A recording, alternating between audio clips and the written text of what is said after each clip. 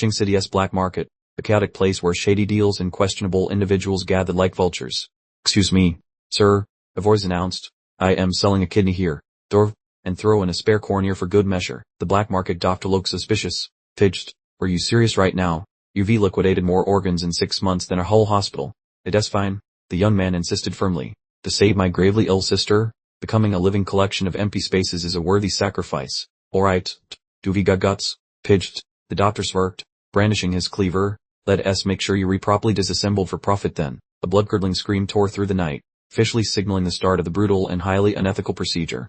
He landed heavily on the wet street, sending a shockwave of bone-piercing agony through his body. "My kneecap, my hip joint," he muttered, dragging himself into an alley, feeling like a cheap action figure losing parts. Despite the bleeding abdominal incision and empty eye socket, he merely smirked, grateful that at least nobody followed him. Immediately, a brilliant golden light enveloped his damaged eye, rapidly initiating a high-speed regeneration sequence. The wound on his abdomen snapped shut just as fast, demonstrating a healing ability that could make Wolverine jealous. These 30,000, plus the previous amount, should finally cover the transfer ritual. He mused, clutching the wad of cash he'd exchanged for pieces of himself. "The sick sister?" he scoffed to himself while strolling through the empty alley. Seriously, did anyone actually believe that completely fabricated sob story? "That's right, my name is Yulin, a transmigrator, and a bona fide orphan with absolutely no family to save. And this world," Yulin pondered while standing at the gates of the academy, "was definitely not where he expected to land. It truly is a place absolutely teeming with giant magical beasts, weird strange creatures, and so many dungeon instances that basic survival is a daily struggle. That is, until I realized my unique ability, body regeneration, which instantly heals everything and even regrows new organs when needed. I use this incredible ability to sell organs for profit, gathering enough cash to finally pay for the class transfer ritual and awaken my power. Only then can I establish a secure foothold in this incredibly dangerous and treacherous world, and keep a few people I actually like safe from harm." Today, Yulin noted, checking his phone with sparkling bright eyes, was officially the day of his big momentous ritual. Yulin's classmates noticed him and immediately started whispering, wondering how a broke student like him possibly afforded the class transfer ritual fee. He earnestly explained to Teacher Wang that he had to borrow a considerable amount of money just to get this opportunity. In the back, students gossiped, convinced that if he got a useless class, all his hard-earned money and efforts would have been completely wasted. Teacher Wang patted Yulin's shoulder encouragingly, telling him, "Since you've come this far, just give it your all. Go on inside quickly now." Hundreds of nervous students stood silently in the vast square, all trying to look composed under the principal's careful scrutiny.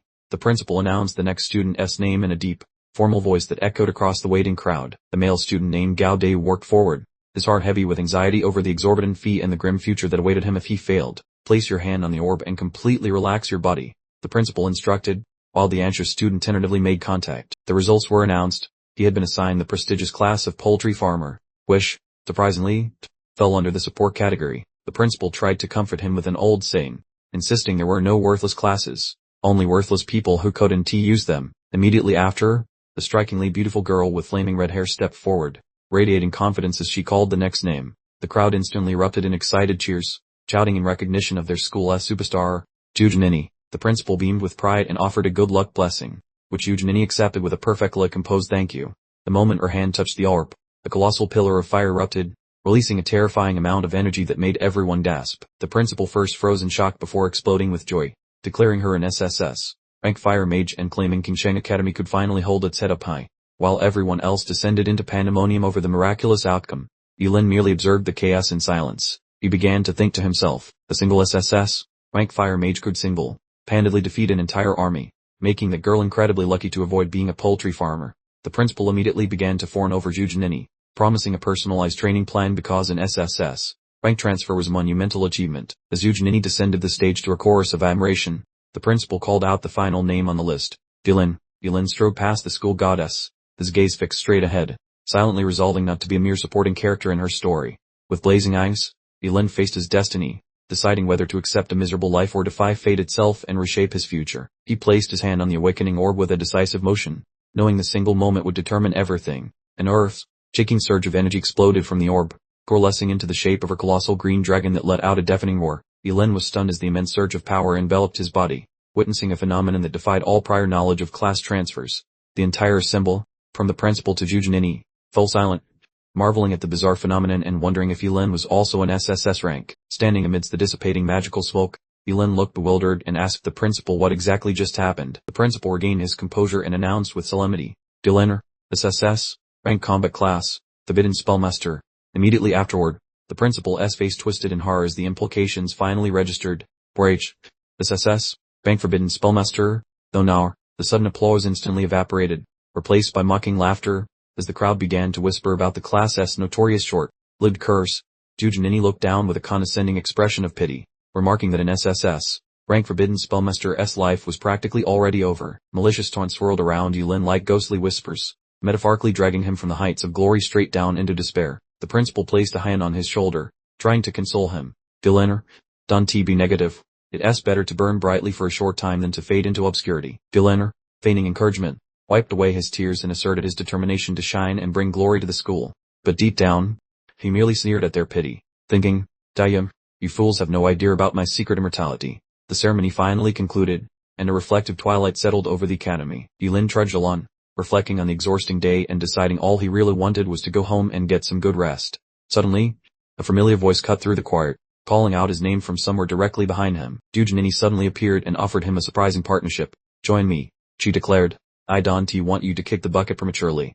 Yilin simply gave her a polite smile and declined immediately. "I appreciate the offer," he said, "but I think I'll be fine on my own." Having her proposal rejected, Jujanini fumed, calling him an idiot asking for a quick trip to the afterlife, then spun around and stomped off. Yilin continued on his lonely journey, wondering to himself if the girl was perhaps a little unhinged. No sooner had he started climbing the steps than her crew of hoodlums jumped in his way. Recognizing him as the celebrated SSS-Rank student, "Dylan," he responded icily, ordering them to move aside so he could go home, while mentally trying to pinpoint exactly who sent these clowns.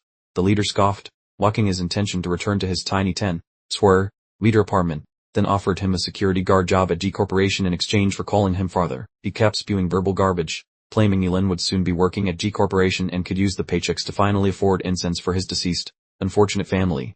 That sneering question, whether an orphan deserved a family in the first place, sliced through his defenses like a very sharp blade, reopening old wounds. His patience finally sapped, and Yilin snarled that they had left him no choice, immediately manifesting a terrifying eye of pure energy. He bellowed in sheer rage, demanding they never utter a word about his deceased relatives again. A frightening pulse of power erupted directly from the earth, sending the whole gang flying through the air like bowling pins. The boss shrieked in complete terror, "Are you completely insane, Dylan?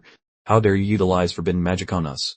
As they watched in horror, Yilin simply raised his hand in a dismissive gesture, daring them to try and fight him. The entire crew, absolutely terrified, spun around and ran like the wind, screaming that Yilin had lost his marbles and everyone needed to save themselves immediately. He watched the arrogant thugs scramble away like whimpering puppies, and Yilin gave a click of his tongue, completely unimpressed. Standing in the giant hole he had just created, he grumbled, "My insides feel like they're being cooked, specifically that part near the stomach." Watching from a distance, Jujanini witnessed the entire spectacle, muttering scornfully, "What a moron, Dylan, you're definitely not worthy to be my sidekick." As darkness descended, the worn-down apartment building became completely still, wrapped in a blanket of silence. Finally reaching his abode, Yilin flung his bag onto the nearest chair, allowing himself to finally exhale and let go of his tension. Inside his rented space, we did a quick calculation. If summoning destructive purple lightning costs him a piece of his heart, going for chaos divine lightning might actually kill him. Once he got inside, Yilin slumped onto the chair, feeling a powerful wave of vertigo overwhelm him as a side effect of using his regenerative abilities. Completely drained, he stared at the ceiling fixture, with a profound sense of exhaustion washing over every part of his physical being. Meanwhile, Jai Lingyu rushed home and pleaded with his father, saying, "Dad, you absolutely must send an assassin to finish the guy off." His father coldly responded that it was far too dangerous and financially unsound to start a conflict with a magic user capable of SSS-Rank spells. The man extinguished his cigarette, instructing his son to deploy the Jai family's ultimate weapon, monies, to attack the opponent's vulnerable point. The following day at King Academy, every single student assembled for the upcoming crucial examination. Yilin strolled in, stretching and yawning widely, entirely oblivious to the fact that he was the hot topic of discussion following yesterday's altercation. Suddenly, a recognizable voice cut through the air, shouting his name. Dylan. Jai Lingyu, wearing a friendly grin, stepped into his path, presenting a breakfast and milk, saying he brought some food for him. Yilin squinted suspiciously, muttering that if one couldn't win fair and square, resorting to poison was clearly the next step, but the young master quickly denied it. Jai Lingyu began explaining that Yilin had awakened him like a bolt of lightning, causing Yilin to roll his eyes and impatiently demand he get straight to the point. The young master suddenly dropped to his knees, earnestly declaring that he really wanted to be able to call Yilin his big brother. Yilin stayed in total disbelief, yet Jai Lingyu doubled down, insisting that Yulin was the great role model he desperately needed to follow. Sensing an opportunity for profit, Yulin smirked, noting that if this was truly a mentorship arrangement, paying a small tuition fee would only be appropriate. He casually announced the cost while walking away, instructing the young master to transfer exactly $2 million into his account as the initial semester's tuition. Despite being momentarily stunned, Jia Yu quickly agreed just as the loudspeaker announced that the Nava secret realm had opened. The examination portal, which looked like a deep blue energy vortex, began to activate in the center of the stadium. Yulin's fire-person team, including Jujunini and Gao Deu, collectively recited their pre-battle victory slogan in unison. From high above, Principal Gao and elders from other schools watched, discussing King Cheng's two extraordinary SSS-Rank rookies. The red-bearded elder spoke with heady sarcasm, asking why the principal was so quiet and whether he had suddenly lost his ability to speak. Dissatisfied with the principal's response, the other elders invented various excuses and swiftly departed from the observation area. A loud voice echoed across the stadium, marking the official beginning of the test and commanding all examinees to immediately proceed into the examination grounds. As the light swirled, Jujunini made one last offer, saying it wasn't too late to join her team, only to receive a short and very blunt refusal from Yulin. Having been rejected, the red-haired girl angrily muttered about his arrogance, concluding that if he insisted on a death wish, she certainly wouldn't interfere. Yulin charged ahead completely alone, plunging into the chaotic space of the portal toward a completely unknown battlefield. He landed in isolation within a dense, silent forest, finding himself entirely separated from every other examinee in the group. Yulin quickly assessed his surroundings, realizing he was the only one present and wondering if the teleportation had randomly scattered everyone. The leopard cat immediately sprang out from the surrounding foliage, but Yulin offered only a dismissive smirk, calling the beast a simple kitten. Yulin raised his hand, gathering electricity, deciding to use the creature as a convenient test subject for his forbidden art, saying it was a perfect opportunity. A massive bolt of lightning slammed down, instantly obliterating the monster, and a system notification box immediately appeared afterward. He muttered about the calculations, clearly expressing his dissatisfaction with the meager amount of experience points gained in comparison to the significant energy cost. A sudden surprise attack caused Yulin to fly backward, but instead of panic, he felt only excitement at the sight of the rapidly approaching horde of shadow monsters. He stomped his foot firmly against the ground, instantly regaining his balance and stabilizing himself for the fight ahead. Yulin stood upright, ready for action, staring down an entire army of roaring shadow monsters that were charging directly toward him. His gaze sharpened with focus, deciding to unleash his ultimate trump card and declaring that it was time to test his new forbidden spell on the whole group. He tensed his muscles, releasing an enormous surge of destructive energy that quickly formed into the shape of a giant ghostly skull. The destructive force of the forbidden spell erupted like a bomb, instantly eradicating the entire charging horde of monsters. Standing proudly amidst the explosion's aftermath, Yulin felt supremely confident in his newly acquired power, ready to face down any other approaching enemy. Yulin fought completely alone, charging furiously left and right as he maneuvered through the encirclement of ferocious monsters. Ignoring the obvious peril, he braced himself, preparing to deliver a truly devastating finishing move. Age a decade in just 5 minutes. Thorpe, realizing the forbidden technique was rapidly eroding his precious life force, but Yulin brushed off his anxiety. Brolin, continue. Self-preservation is completely irrelevant. He lunged forward with a yell. Sacrifice everything. His hand pressed firmly against the soil, activating a truly massive magic formation. A forbidden spell, world-destroying karmic fire, caused a destructive blue pillar of flame to erupt, engulfing everything in sight. A long string of notifications popped up, confirming countless monsters had just been obliterated in a single, powerful strike. Incredible. I skipped directly to level 3. Yulin cheered in the inferno, utterly delighted with his successful acquisition of her new forbidden technique. Elsewhere, in a different part of the woods, the solitary figure of Jujunini appeared under the pale moonlight. She was stunned by the catastrophic scene, noting all the monsters had turned to ashes and asking what happened. As she neared a still, burning ember, she realized with a gasp, this light, it truly feels like hellfire. Why are the fire elemental fluctuations so intense? She pondered, finding it difficult to believe another powerful fire user was actually present here. Her eyes gleamed intensely, as if she had detected something important. It appears King Sheng really does harbor hidden geniuses, she declared. Jujunini, promised to find this person. Shifting back to Yulin, he was busy roasting truly massive chunks of monster meat over a blazing bonfire. This three-eyed demon pig meat is shockingly delicious, he mumbled to himself, quickly devouring the food. He ate until he regained his strength, then stood up, ready for the next hunt, deciding it was time to move to a more remote area for monster farming. The voice suddenly echoed from the darkness. Yulin, is that really you? Causing him to jump in surprise and turn around rapidly. A stunning woman in crimson robes emerged from the shadows. Asfin, Yulin, what exactly are you doing here? Yulin muttered an internal curse. This bad timing. Why did I have to encounter her right now? You worried? I absolutely cannot allow her to uncover my secrets. He quickly responded. I am only cooking some food, but Jujunini immediately cut him off, saying, I already warned you. forbidden spell expert shouldn't journey solo. She turned around, coldly stating, I lack the time to form a team with you. Cease following me, which simply annoyed Yulin and made him click his tongue. He couldn't grasp her strange logic, thinking to himself, is this woman truly lacking a few brain cells? Suddenly, Dujanini turned around and asked, the right, did you happen to see anyone else pass by? Someone highly skilled in fire magic, perhaps even proficient in hellfire. Yulin felt a slight pang of guilt, but swiftly made up an excuse, mentioning the term hellfire. Yes, I actually saw him. A real handsome guy, he said, pointing that way, reminding himself to be much more cautious in the future. Believing his fabrication entirely, Dujanini immediately headed off in the direction he had indicated. As she walked, she muttered regretfully, if only Yulin hadn't interrupted me, I would have already caught up with an hellfire user. Suddenly, the massive surge of killing intent made her freeze, causing her to raise her head in full vigilance. The gigantic, level 8 monstrosity, specifically a dragon blood behemoth, suddenly appeared at her back, making her gasp in sheer, unadulterated terror. The beast swung its enormous claws in a powerful attack, yet she managed to duck and roll out of the path of the devastating strike at the very last second. As she staggered back upright, a wave of hopelessness hit her in the face. A level 8 creature here guaranteed defeat.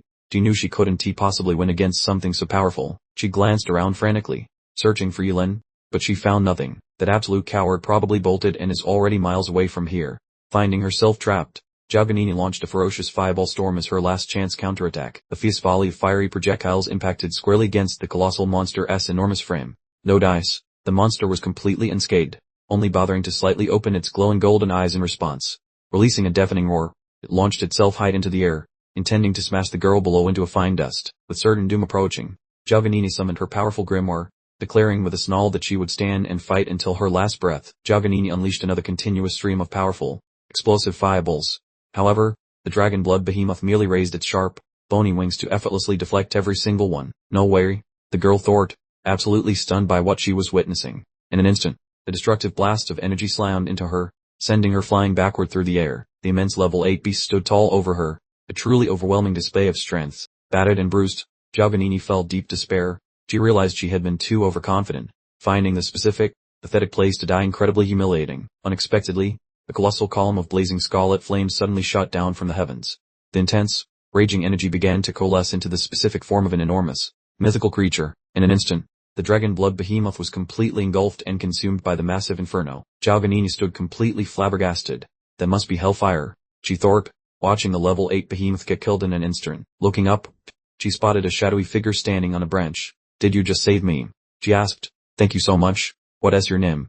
The mysterious person, cloaked in black with their face concealed, answered frostily. Just call me Lingy. For a brief second, Giovanni's expression flickered between confusion and deep emotion. She rapidly pressed on. Clasped Lingy, where are you studying? You saved my life, so I really need to give you proper thanks. No thanks are necessary. I was merely passing through. The person responded, mentally adding that he strongly preferred to avoid any further entanglements. Noticing him preparing to depart, she instantly scrambled to her feet and shouted, Lingy, hold on for a moment. He turned back, his tone sharp with caution. Do not follow me. It is extremely hazardous ahead. Also, I think you really ought to change your attire. That pointed observation immediately caused Giovanni to flush crimson, especially as a large, torn piece of material fell from her upper torso. Completely mortified, she let out a piercing scream before collapsing to the ground in a heap. Staring intently after her fleeing savior, Giovanni swore aloud, Lingy, just you wait. I promise I will catch up and eventually stand right next to you. Meanwhile, Yulin had already sprinted out of the dense forest. He let out a sigh of relief, thinking to himself, she probably won't chase me anymore. What a complete simpleton. She cost me far too much precious time. I need to focus on increasing my level much faster. Suddenly, a new forbidden spell appeared. Thundian, sacrifice 2 years of lifespan to become completely immune to one fatal blow. Yulin was ecstatic. Realizing this forbidden technique meant he would never have to worry about being ambushed from behind again. He could now essentially ignore forbidden attacks that required sacrificing a heart or a head. This technique truly is a stroke of genius. Now, absolutely nothing can stop me from grinding levels like crazy. At the same time, in the viewing area, parents were excitedly discussing the final day of the exam. The headmaster of King Academy smiled and greeted everyone, only to be promptly ridiculed by another elder for boasting about having 2 SSS-Rank pupils. The principal responded humbly, expressing his hope that this year's results would break all previous records. Suddenly, the powerful and commanding voice echoed through the room. Principals, it certainly seems like all of you are in quite high spirits today. The newcomer was Zhao Chansin, King City's premier astrologer, who had arrived to visit his daughter. The principal immediately praised Nai is truly the shining pride of our entire academy. Suddenly, the secret realm's teleportation portal began to shimmer, and a shout rang out. Luft! Someone is actually coming out. The group stared in astonishment, wondering why a participant would exit early when the time hadn't ended yet. Giovanni's graceful figure emerged from the spatial vortex, looking perfectly pristine, as if her attire had just been fully restored. She was shocked to see both her father and the principal waiting, while they eagerly demanded to know her current level. Giovanni confidently declared, "I have reached level 12, as a verification board simultaneously confirmed her status as a level 12 fire maid." The elders and principals gasped in sheer astonishment. What? Level 12? Has the record really been broken so soon? Zhao Changqing playfully teased his daughter, suggesting she easily could have reached level 13 if she had simply stayed longer, but she merely replied that it was just too boring inside. Giovanni's eyes sparkled with renewed determination as she thought to herself, "I came out early specifically to hunt you down. Yulin, don't even think about running away from me this time." Meanwhile, in a dangerous forest inside the secret realm, Yulin suddenly sneezed and wondered, did someone just curse me or something? He realized he had completely cleared out all the demonic beasts from the level 10 zone. Muttering under his breath, "Did I really kill them off too fast?" To expand his search range and find more challenges, Yulin decided to move on. In that case, I might as well try out this newly acquired forbidden technique. He sacrificed a kidney, activated the swift feather technique, and let out a triumphant roar. 10 times my agility. Even in a rank wouldn't he possess this incredible speed. Parhar. This is fantastic. Yulin was absolutely thrilled by the result. He launched forward like a lightning fast arrow. His body transformed into a brilliant streak of blue energy, slicing through the air and tearing through the trees with impossible speed. The surrounding scenery blurred into nothingness. Left behind in the briefest fraction of a second, he finally located his next targets. A massive cluster of ferocious cyclone mantises. Yulin stared down with the focused intensity of a hunter, spotting the 3 mantises and declaring them his property. Without a moment's hesitation, he continued his strange ritual, announcing, "I hereby sacrifice my bladder." The destructive lightning bolt descended from the sky, accompanied by its awfully dramatic name, Forbidden Technique, or Ult, ending frenzied thunder. Back outside, Giovanni remained perfectly calm, observing the frantic students pouring out of the teleportation gate. She started to grow quite impatient when the specific person she was waiting for failed to show up, muttering, "That's very odd. Why on earth hasn't Yulin made an appearance yet?" The elders began to whisper among themselves about the absence of the other top-ranked student. With less than 3 minutes remaining, Giovanni tried to reassure herself, "Did I somehow miss Yulin? No chance. I have stood here waiting this entire time." Suddenly, she lifted her head and saw a familiar outline emerging from the portal, thinking, "Wait, the shadow, it must be him." Giovanni was completely stunned when Yulin worked out, casually remarking, "Time ran out, so I left. Is there a problem with that?" She instantly turned away, coldly dismissing him with a sniff. "It definitely couldn't be a coward like you. Leave me alone." Faced with such a baffling and irrational reaction, Yulin simply scowled and asked, "What's wrong with you? Are you unhinged?" Just then, the principal rushed over, practically vibrating with eagerness. "Yulin, you finally made it out. What rank did you achieve?" Yulin confidently announced his new status, revealing a truly unbelievable number. "I am currently level 16. The crowd was absolutely shaken, calculating that achieving that level required eliminating 1,200 high-level monsters. Principal Gao swelled with pride, throwing an arm around his student. "Absolutely wonderful job. You're the star of Qingshan Academy." Meanwhile, the elders from the rival schools offered their own explanation. "What's so impressive about reaching level 16? He is a forbidden technique master, after all." Whispers began to circulate, suggesting that Yulin had traded away his life force just to earn a moment of fleeting popularity. Elder Su from Yutai Academy stepped forward, accusing Principal Gao of forcing students into deadly situations simply for the Academy's reputation. But Yulin firmly stated that this was entirely his own choice, to shine brightly and make a big splash just this one time. Zhuge Qingshan praised his determination, asserting that regardless of the methods, Yulin still secured the top spot in this assessment. He approached Yulin, introduced himself as Zhuge father, and then generously offered his future assistance. Suddenly, an elder in red robes objected.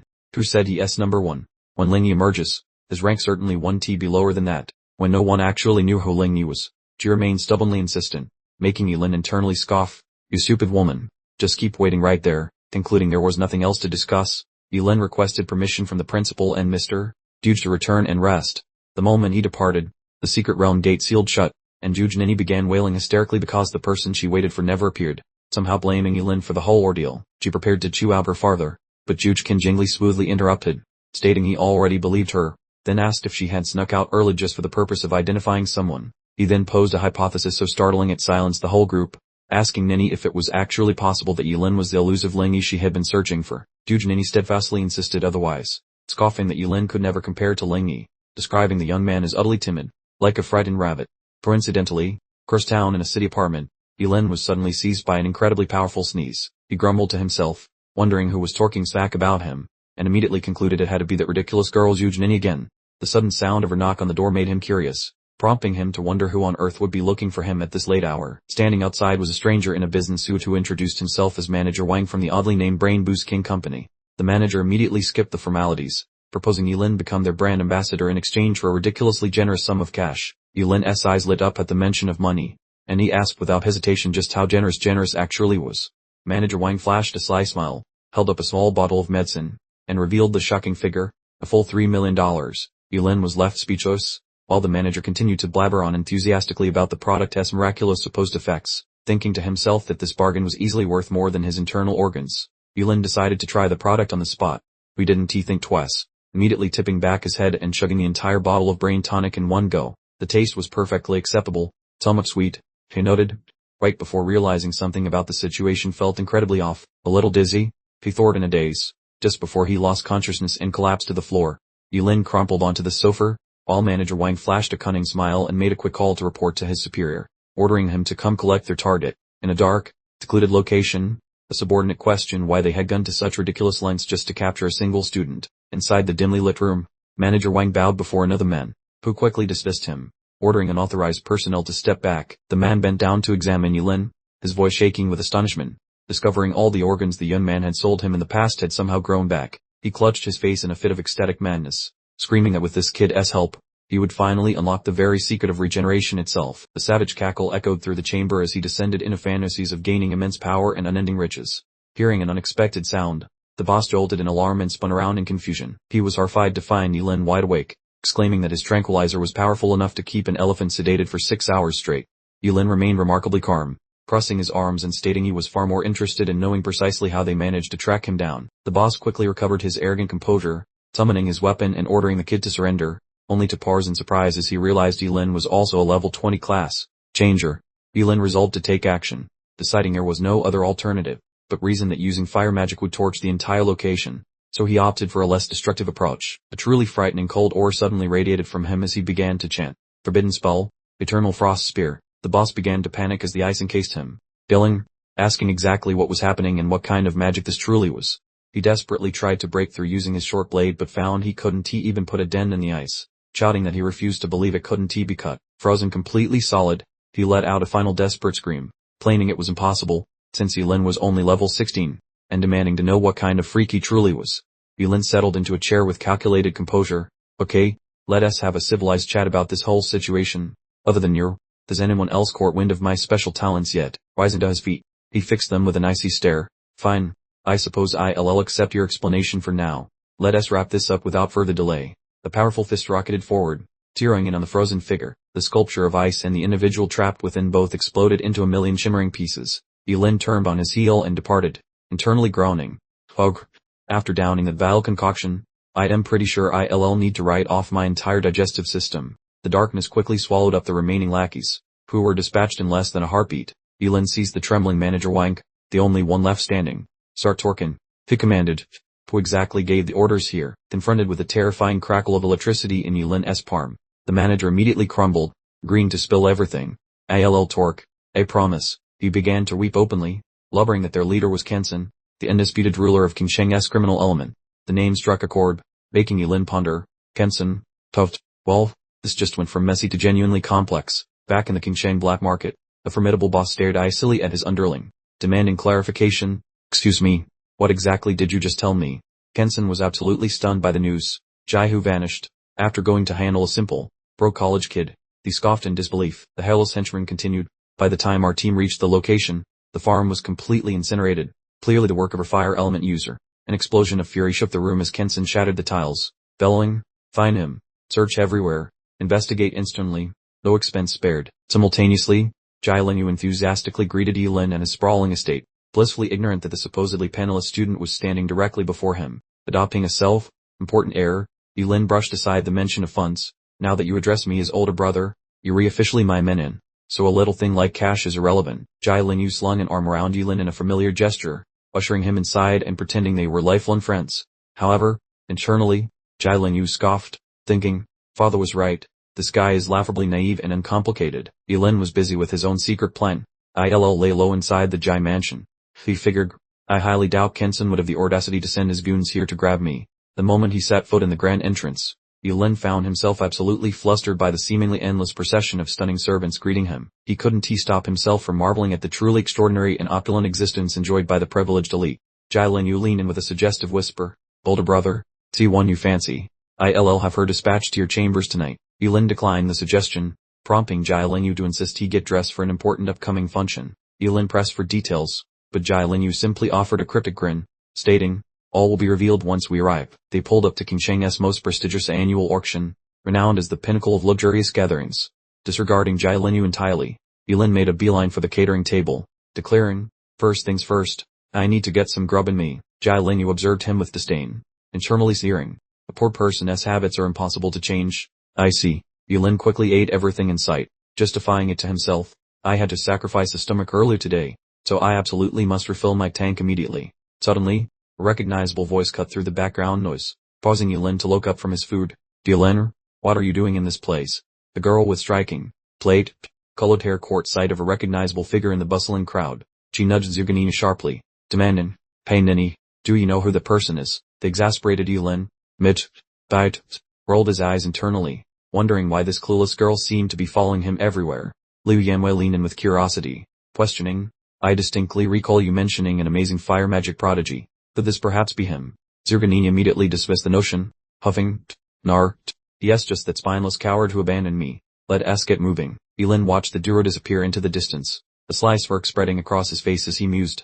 I bet she'd look like she swallowed a lemon if she knew I was the infamous Ling Yi. The ambience suddenly dissolved when a rather intimidating squad of men, sporting expensive leather shoes, marched aggressively toward him. Jai Linyu emerged from the crowd and stiffly presented his companion to his subordinates, announcing, everyone, meet my formidable older brother, Yulin. The subordinates immediately started voicing their objections, only for Jai Linyu to disdainfully interrupt, asking, have you any idea what combat level my incredible big brother has achieved? The subsequent revelation absolutely floored the entire group.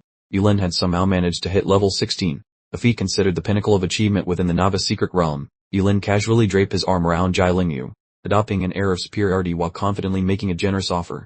If we could somehow venture beyond the city walls, they announced, I would personally take charge of leading you all on a leveling spree. The subordinates were ecstatic about the proposal, yet Jai Linyu's spirits immediately sank as he explained, unfortunately, we are strictly prohibited from exiting the city limits before the upcoming exam. Yulin proposed a clever loophole, but then let out a theatrical sigh, lamenting, my level is fantastic, but my inventory is completely empty of decent equipment. Jai Linyu quickly capitalized on the opportunity, puffing out his chest and confidently announcing, equipment acquisition, that child's play.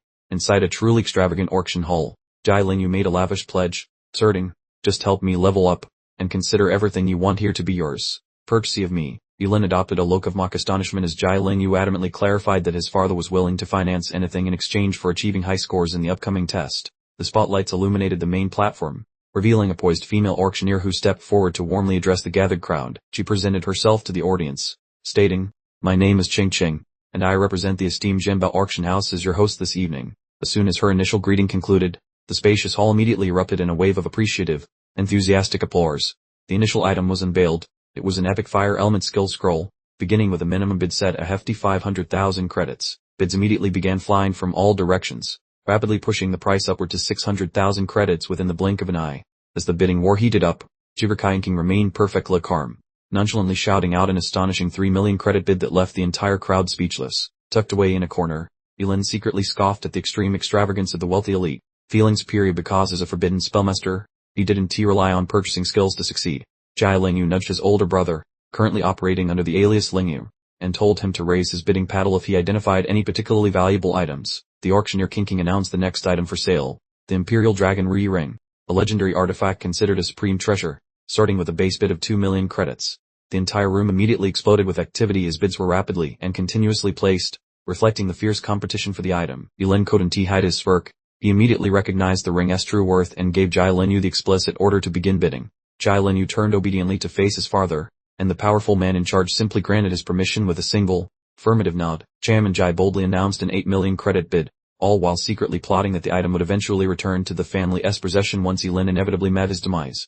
With victory seemingly within reach, The auctioneer announced the 8 million credit bid for the second time in rapid succession. Without warning, a new voice pierced the silence, declaring, "I offer 10 million credits," revealing the bidder as Ken Sen. The shady Maffer Kingpin strutted inside alongside a gang of meatheads. Old Pops froze when he saw the party crasher, asking himself the reason such a famous thug showed up. Yulin jumped seeing Ken Sen, definitely the final guy that youth hoped to bump into today.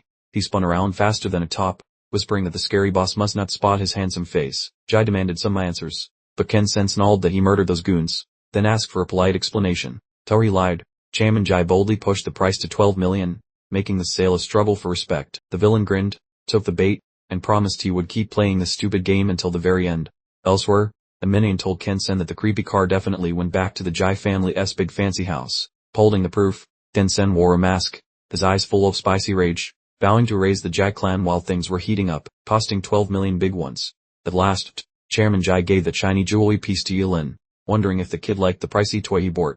Once the scary man vanished, Jai Linyu asked his dad who that grumpy fellow actually was. Yulin quietly told the old boss to watch out, since tall trees always get hit by wind. That fancy dragon ring boosts your magic stats and gives the lucky owner 10 points of pure gambling luck. Yulin said he would train the boy, so the happy chairman offered to pay regarding every piece of gear. Back in his bedroom, the sleepy but hyped Jai Linyu begged his big bro to pick some stuff. Lots of goodies were shown, including the thunder, powered ring, the moon, Mel jewelry piece, plus those yin, dang twin armbands. Yulin grinned, grabbing everything, mostly the bracelets that hide his secret power to heal like a lizard. The boy gripped that starful blade, the godlike tool that gets way stronger whenever stars come out to play. The massive Azure Ghost Tiger yelled in back of Yulin while he claimed they would be totally unbeatable now. Meanwhile, Jujanina sat in her bath, grumpy and asking why the Jai family liked that scaredy cat Yulin. She guessed that wasting a fortune on a loser must mean they are planning some super evil secret. Suddenly, the servant walked in, saying Liu Yanwei was here with news concerning the human she really wanted. Jujanina looked happy instantly, telling them to stay put, hoping for a juicy update about that Lena guy, wearing an expensive black gown. She asked Yanwei directly if there was any fresh gossip regarding her Lena. Yanwei showed off her friend, saying, "Manish, lead detective Ju Jiahun, who knows things about your Lena." The girl asked again nervously, but the detective told her that he had nothing but bad news. Detective Ju Jiahun mentioned a huge fire at the farm, where all the clues led straight back to Lena. "No way," she yelled, arguing that a mean killer would never have rescued her from the big mess. Yanwei attempted to quiet her upset buddy, whereas that snoopy detective questioned further concerning Ling's hidden romance. The lead S report included a wild claim, suggesting Yulin and Ling are identical.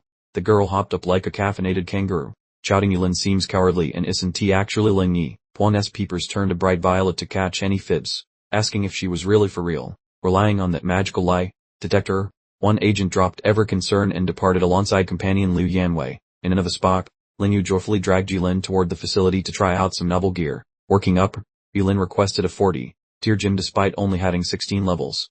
Seconds later, he stood alone in a giant hall packed with elite robots ready to fight. A gazillion tiny red light bulbs flickered on as those metallic punching bags decided to strike back, clutching his blade while smirking.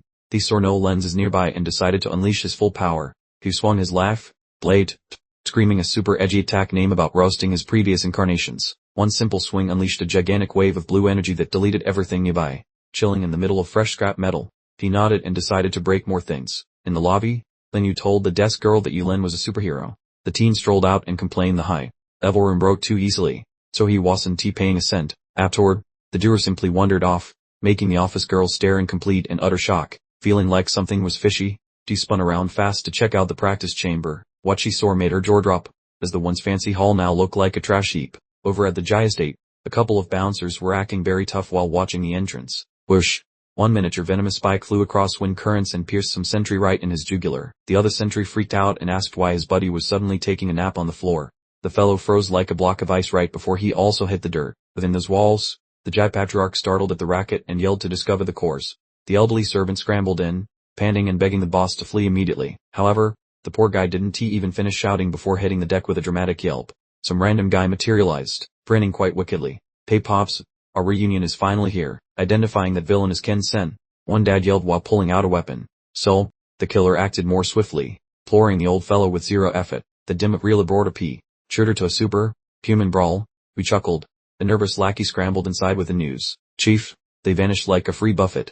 The boss screamed about the losers escaping. "So drag this guy out and kill him later." Meanwhile, the heroic duo of Yulin and Jai Linyu headed toward their fancy home. "Why is it darker than our cave in here? Did the electric company quit?" Jai Linyu wondered. Yulin froze instantly, his spectacles flashing with a vibe that promised zero mercy.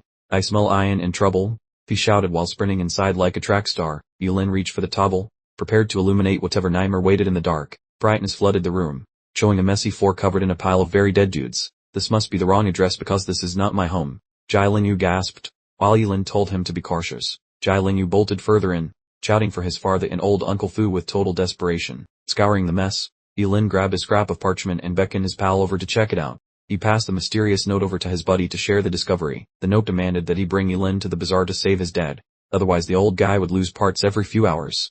Jai Lingyu smashed the paper into a bowl, screaming that he would turn Ken-sen into fertilizer. Yulin said this mess was his fault, but Jai Lingyu snapped back that he intended to handle the rescue personally. Since his friend would not listen, Yulin chopped his neck while he was shouting about how he had her go. Catching his flubby companion, Yulin muttered a vow to bring the kidnapped elder back in one piece.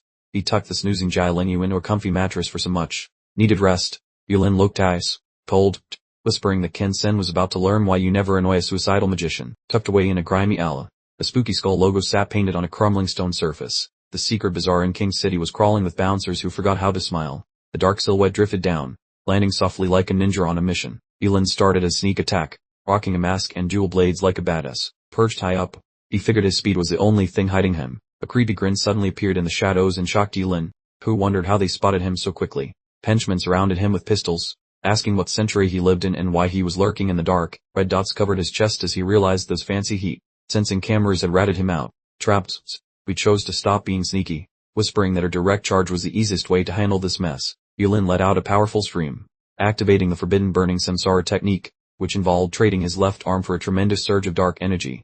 A rather steep price for a single move. Disguised as a frail, elderly man, Yulin clutched his side with a dramatic wail. Oh dear, my kidneys are failing me again. The armed henchmen pointed their weapons, with one getting the order. The boss says he has a pest, so take him out immediately. Yulin performed an acrobatic flip to evade the hail of bullets, causing several vials of mysterious medicine to spill out of his pockets. The massive explosion of terrifying purple energy completely engulfed the surrounding area in a blinding light. The subordinates could only watch in stunned silence as figures disappeared completely into the swirling vortex of power, reverting to his actual form. Yulin stated, "Well, it looks like things have escalated, and nobody who sees me tonight is getting out of here alive." He charged forward aggressively, challenging the unseen enemy. "Ken-sen, your master has finally arrived." Suddenly, one of the subordinates appeared from the side, unleashing an attack called Wing Magic. Wind Blade. Yulin skillfully dodged the surprise attack, internally acknowledging, "Wow, that was surprisingly quick." He rapidly analyzed his attacker, concluding, "A wind element awakener, at least level 30 or higher." Two new figures blocked his path, with one scoffing, "You little brat, showing up here by yourself? Are you truly that eager to die?" Yulin drew his sword with a sharp gaze, simply replying, "I am afraid you're out of luck, since I brought my weapon to the party." He swung his sword while dramatically shouting, "Starfall Silver Sorcery, Life Sword, that in. Let us find out exactly how many times I can stab you." The red, brown, paid subordinate roared furiously in response, "Danti Gakaki, brat, Wind Magic, Dragon Spear." Yulin stood his ground without flinching, charging directly into the fray with his first sword move. The female assassin in purple seized the chance to attack from the side. "Dylan, fast, take this, Wind Blade." Yulin spun to avoid the blow and instantly countered with his second sword technique. The female assassin sneered dismissively, "You're really fast, but were you trying to give me a back massage?" Yulin charged forward confidently, declaring, "Danti warrior, just wait and see. You haven't even begun to understand my swordsmanship yet." He unleashed the third sword, which violently collided with a red, paid subordinate's weapon. Despite facing two opponents simultaneously, Yulin didn't back down and executed the fourth sword. He unleashed a barrage of continuous strikes, from the fifth to the eighth, completely overwhelming the battlefield. Another subordinate screamed in horror as he watched his comrade fall. "Seventh brother." Yulin calmly looked at the energy orb in his hand, commenting, "Looks like that eighth strike was perhaps a bit too powerful." The remaining subordinate fell to the ground, stammering in utter despair. "How can this be happening? What kind of swordsmanship even is this?" Removing his mask, Yulin coldly replied, "It's really none of your business." With a quick flash of the sword, the female assassin shrieked in terror as she saw yet another one of her comrades fall. "Fifth brother." She screamed hysterically, her terror boiling over into a desperate accusation. "You are absolutely not human. You are a total devil." With her dying gasp, she managed a faint devil, before dramatically dissolving into a small, yet impactful, pile of dust. Dylan, with the silent precision of her ninja chef, meticulously formed hand seals, this killing intent coalescing for the grand finale of bad news. With a nonchalant pivot, he departed.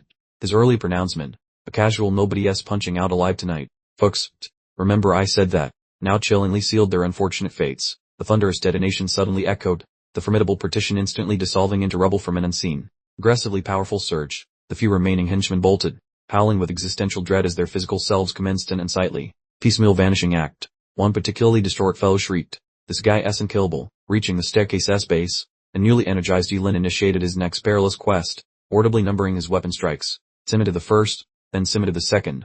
Though a bit scruffy, a playful twinkle sparked in his gaze as he cheerfully warned the escaping target. "Seriously, stop fleeing, or I must restart my entire numerical sequence." Without warning, his visual focus snapped rigid, like someone encountering a particularly bizarre, entirely unpredicted anomaly.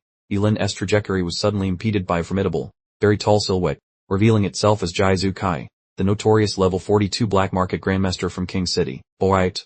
Sword, what's your magic power?" The assailant probed with bewildered interest. "You look like Rokul, but refuse to actually stay dropped." Yulin, gasping for air, cleverly sought to gain moments. "Kindly disarm yourself of that formidable chopping implement initially, then I might reveal something." "Right then. I suppose I'll just dispatch you immediately and examine the fascinating bits at my leisure," thundered Jai Zukai, hefting his immense battle axe before hurtling ahead. The thunderous boom resounded, and the very terrain instantly fractured into myriad pieces, utterly failing to withstand the blunt, disrespectful power of the immense strike. With peril squarely in his face, Yulin toppled on a nefarious, forbidden sorcery, the aptly named Phoenix Cycle, causing shadowy, potent energy to vigorously emanate from him. Jai Zukai simply scoffed, remarking, "So, the mystical dabbler, Beige, trading vital moments of your existence for some fleeting strength. What a sensible move. Seriously, what's your predicted expiration date?" Both opponents swiftly met, their implements of destruction striking with incessant vigor in a lightning fast engagement. Yulin emitted a gush of sanguine fluid,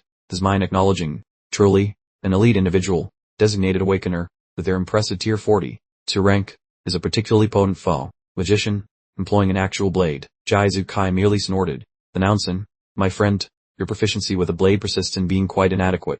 Yulin instantly comprehended the approaching threat, the solitary, desperate impulse dominating his awareness. "My sole course is to avoid this incoming strike." Alas, the moment had already passed, and a tremendous, cutting blow perforated all his painstakingly constructed protective barriers. Catapulted across the space as if an inanimate rag doll, Yulin bellowed in torment, then brutally slammed against the opposing edifice. Within the fractured remnants, just his solitary limb, specifically a hand, remained discernible. So, Jai Zukai seemed somewhat deflated.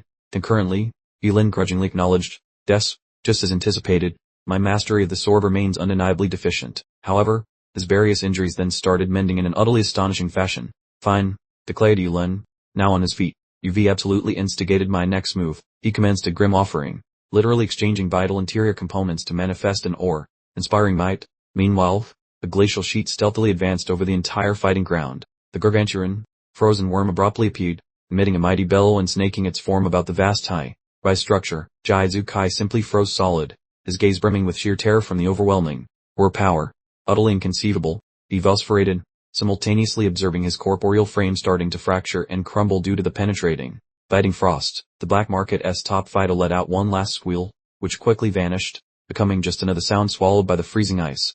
This once mighty creature was now little more than a pile of black ashes, rapidly disappearing into thin air. Yulin stated coolly, "My sword skills might be lacking, but you should probably ask the king of the underworld about my electricity."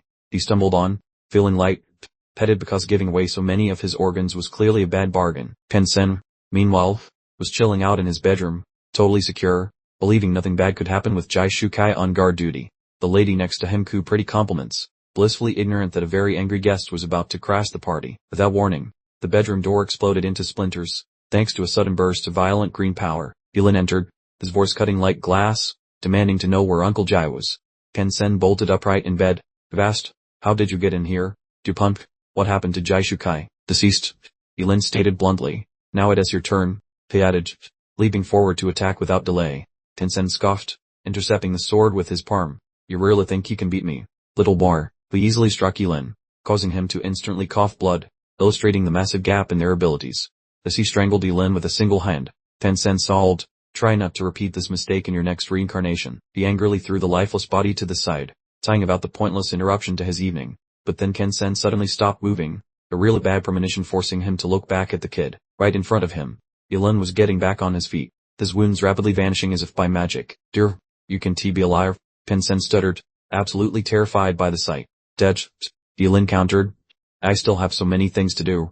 as he activated a forbidden technique by literally popping out his eye. What in the world is this spell? Ken-sen yelled, completely unable to move as ice began climbing up his legs. Yulin looked down at his helpless target and asked, "Where did you take Uncle Jai?" "I'll never tell you anything," Ken-sen declared through clenched teeth, refusing to make a sound. "Then I guess you don't need those hands anymore," Yulin replied, and Ken-sen let out a high-pitched shriek of agony. Abruptly, another shattering sound echoed from the end of the car door as a new door exploded. A woman in very little clothing emerged, aiming a pistol directly at Jai Ling US farther. "Warning, stop moving or I'll pull the trigger." Hostage negotiation, Yulin chuckled, clearly unimpressed by this predictable plot twist. "Stay away," she shrieked, but Ken-sen shouted back angrily.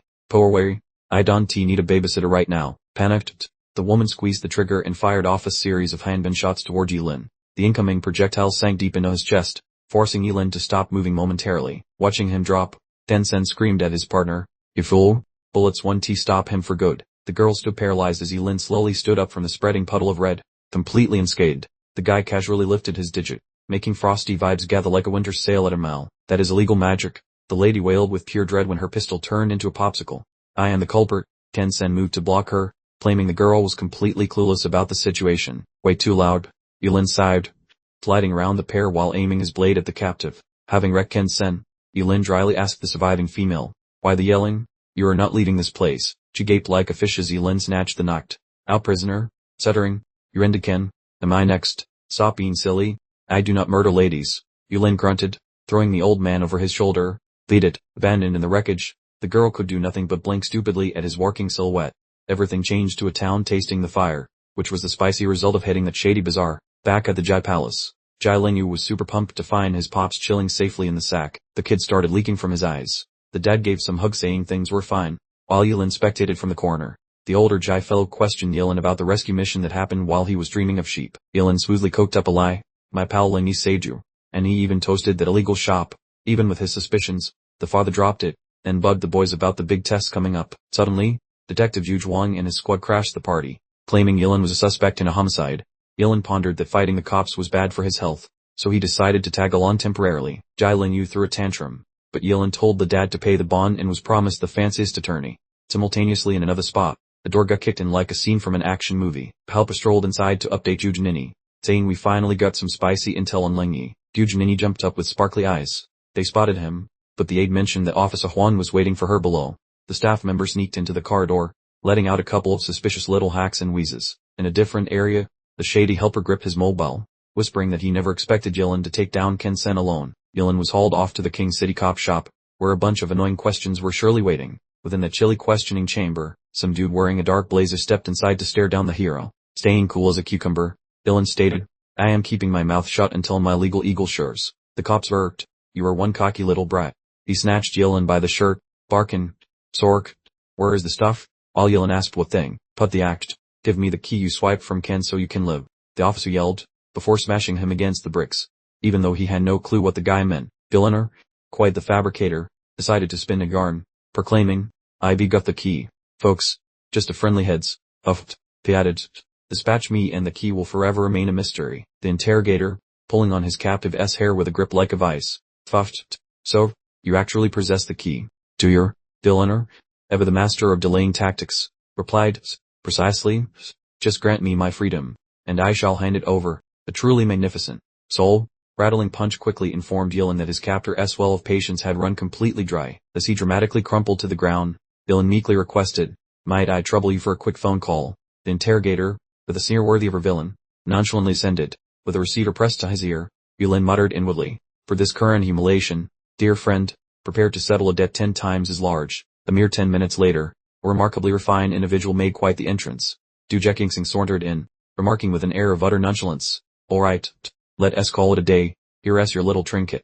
The interrogator, performing a sudden and rather dramatic personality transplant, respectfully returned the precious key and vanished faster than a free donut at a police station, utterly devoid of objection. Yuliner, his mind thoroughly boggled by the entire spectacle, managed to stammer out, "My dear Mr. Tur, I am profoundly grateful for your most timely intervention." Du Jekingsing pivoted sharply, his gaze instantly piecing like a laser pointer, then cautioned, "Furthermore, spill the beans about your mortal body, and everyone will be on your tail like a pack of hungry wolves." A chilling, decidedly homicidal thought instantly flickered through Yulin's mind, his most guarded secret now out in the open, making him ponder, He knows my big quirk. Perhaps a swift, decisive elimination is the next logical step. P feebly attempted a denial.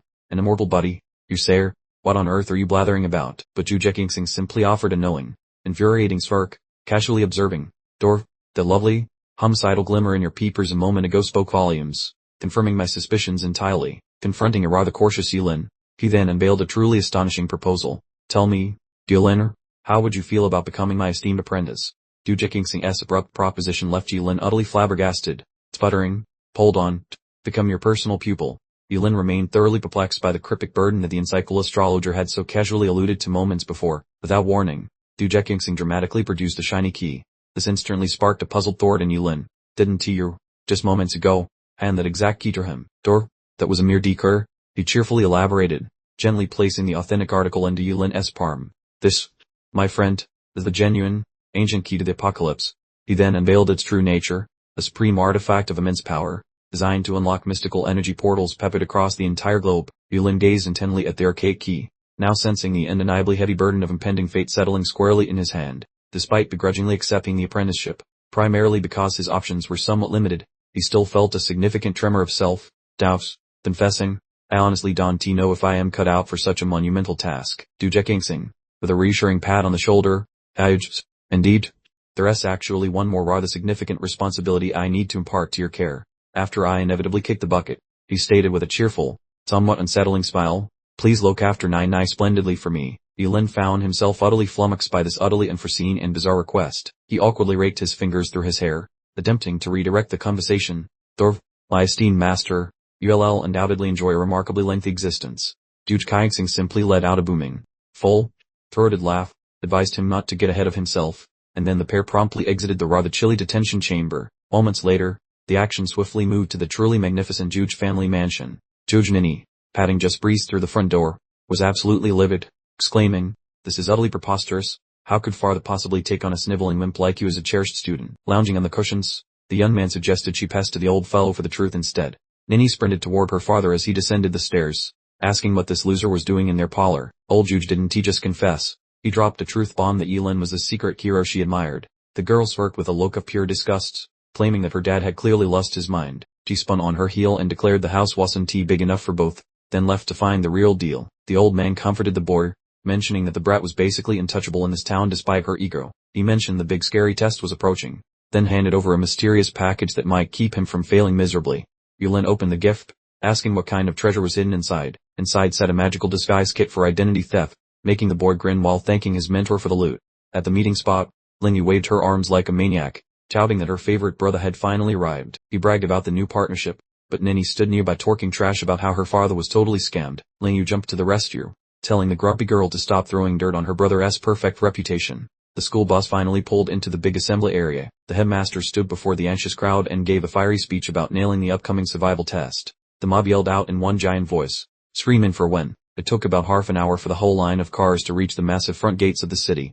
The kids had never seen such a giant wall before, so they all started gasping and pointing like total tourists. Yulin nudged his partner, telling her to stay glued to his side and follow the script once they left. The boss explained the first challenge involved walking 10 miles through a forest filled with hungry, biting monsters. The heavy iron doors groaned open, sounding like a thunderclap across the landscape. Yulin and his two companions stood at the very front as the grand finale finally kicked off. The mob rushed out like people running toward a free buffet, while Jude screamed about finally beating his rival. Watching from the high ramparts, some old-timers noted that last year's crop was tiny, expecting even fewer survivors this time. Dao stroked his chin hair and looked smug, betting that at least 2 of his kids would get into college. The moment they hit the dirt, the lovely perfume of rotting monster guts hit their noses like a wet sock. A level 11 lizard with a serious attitude problem showed up and screamed, making everyone's souls leave their bodies.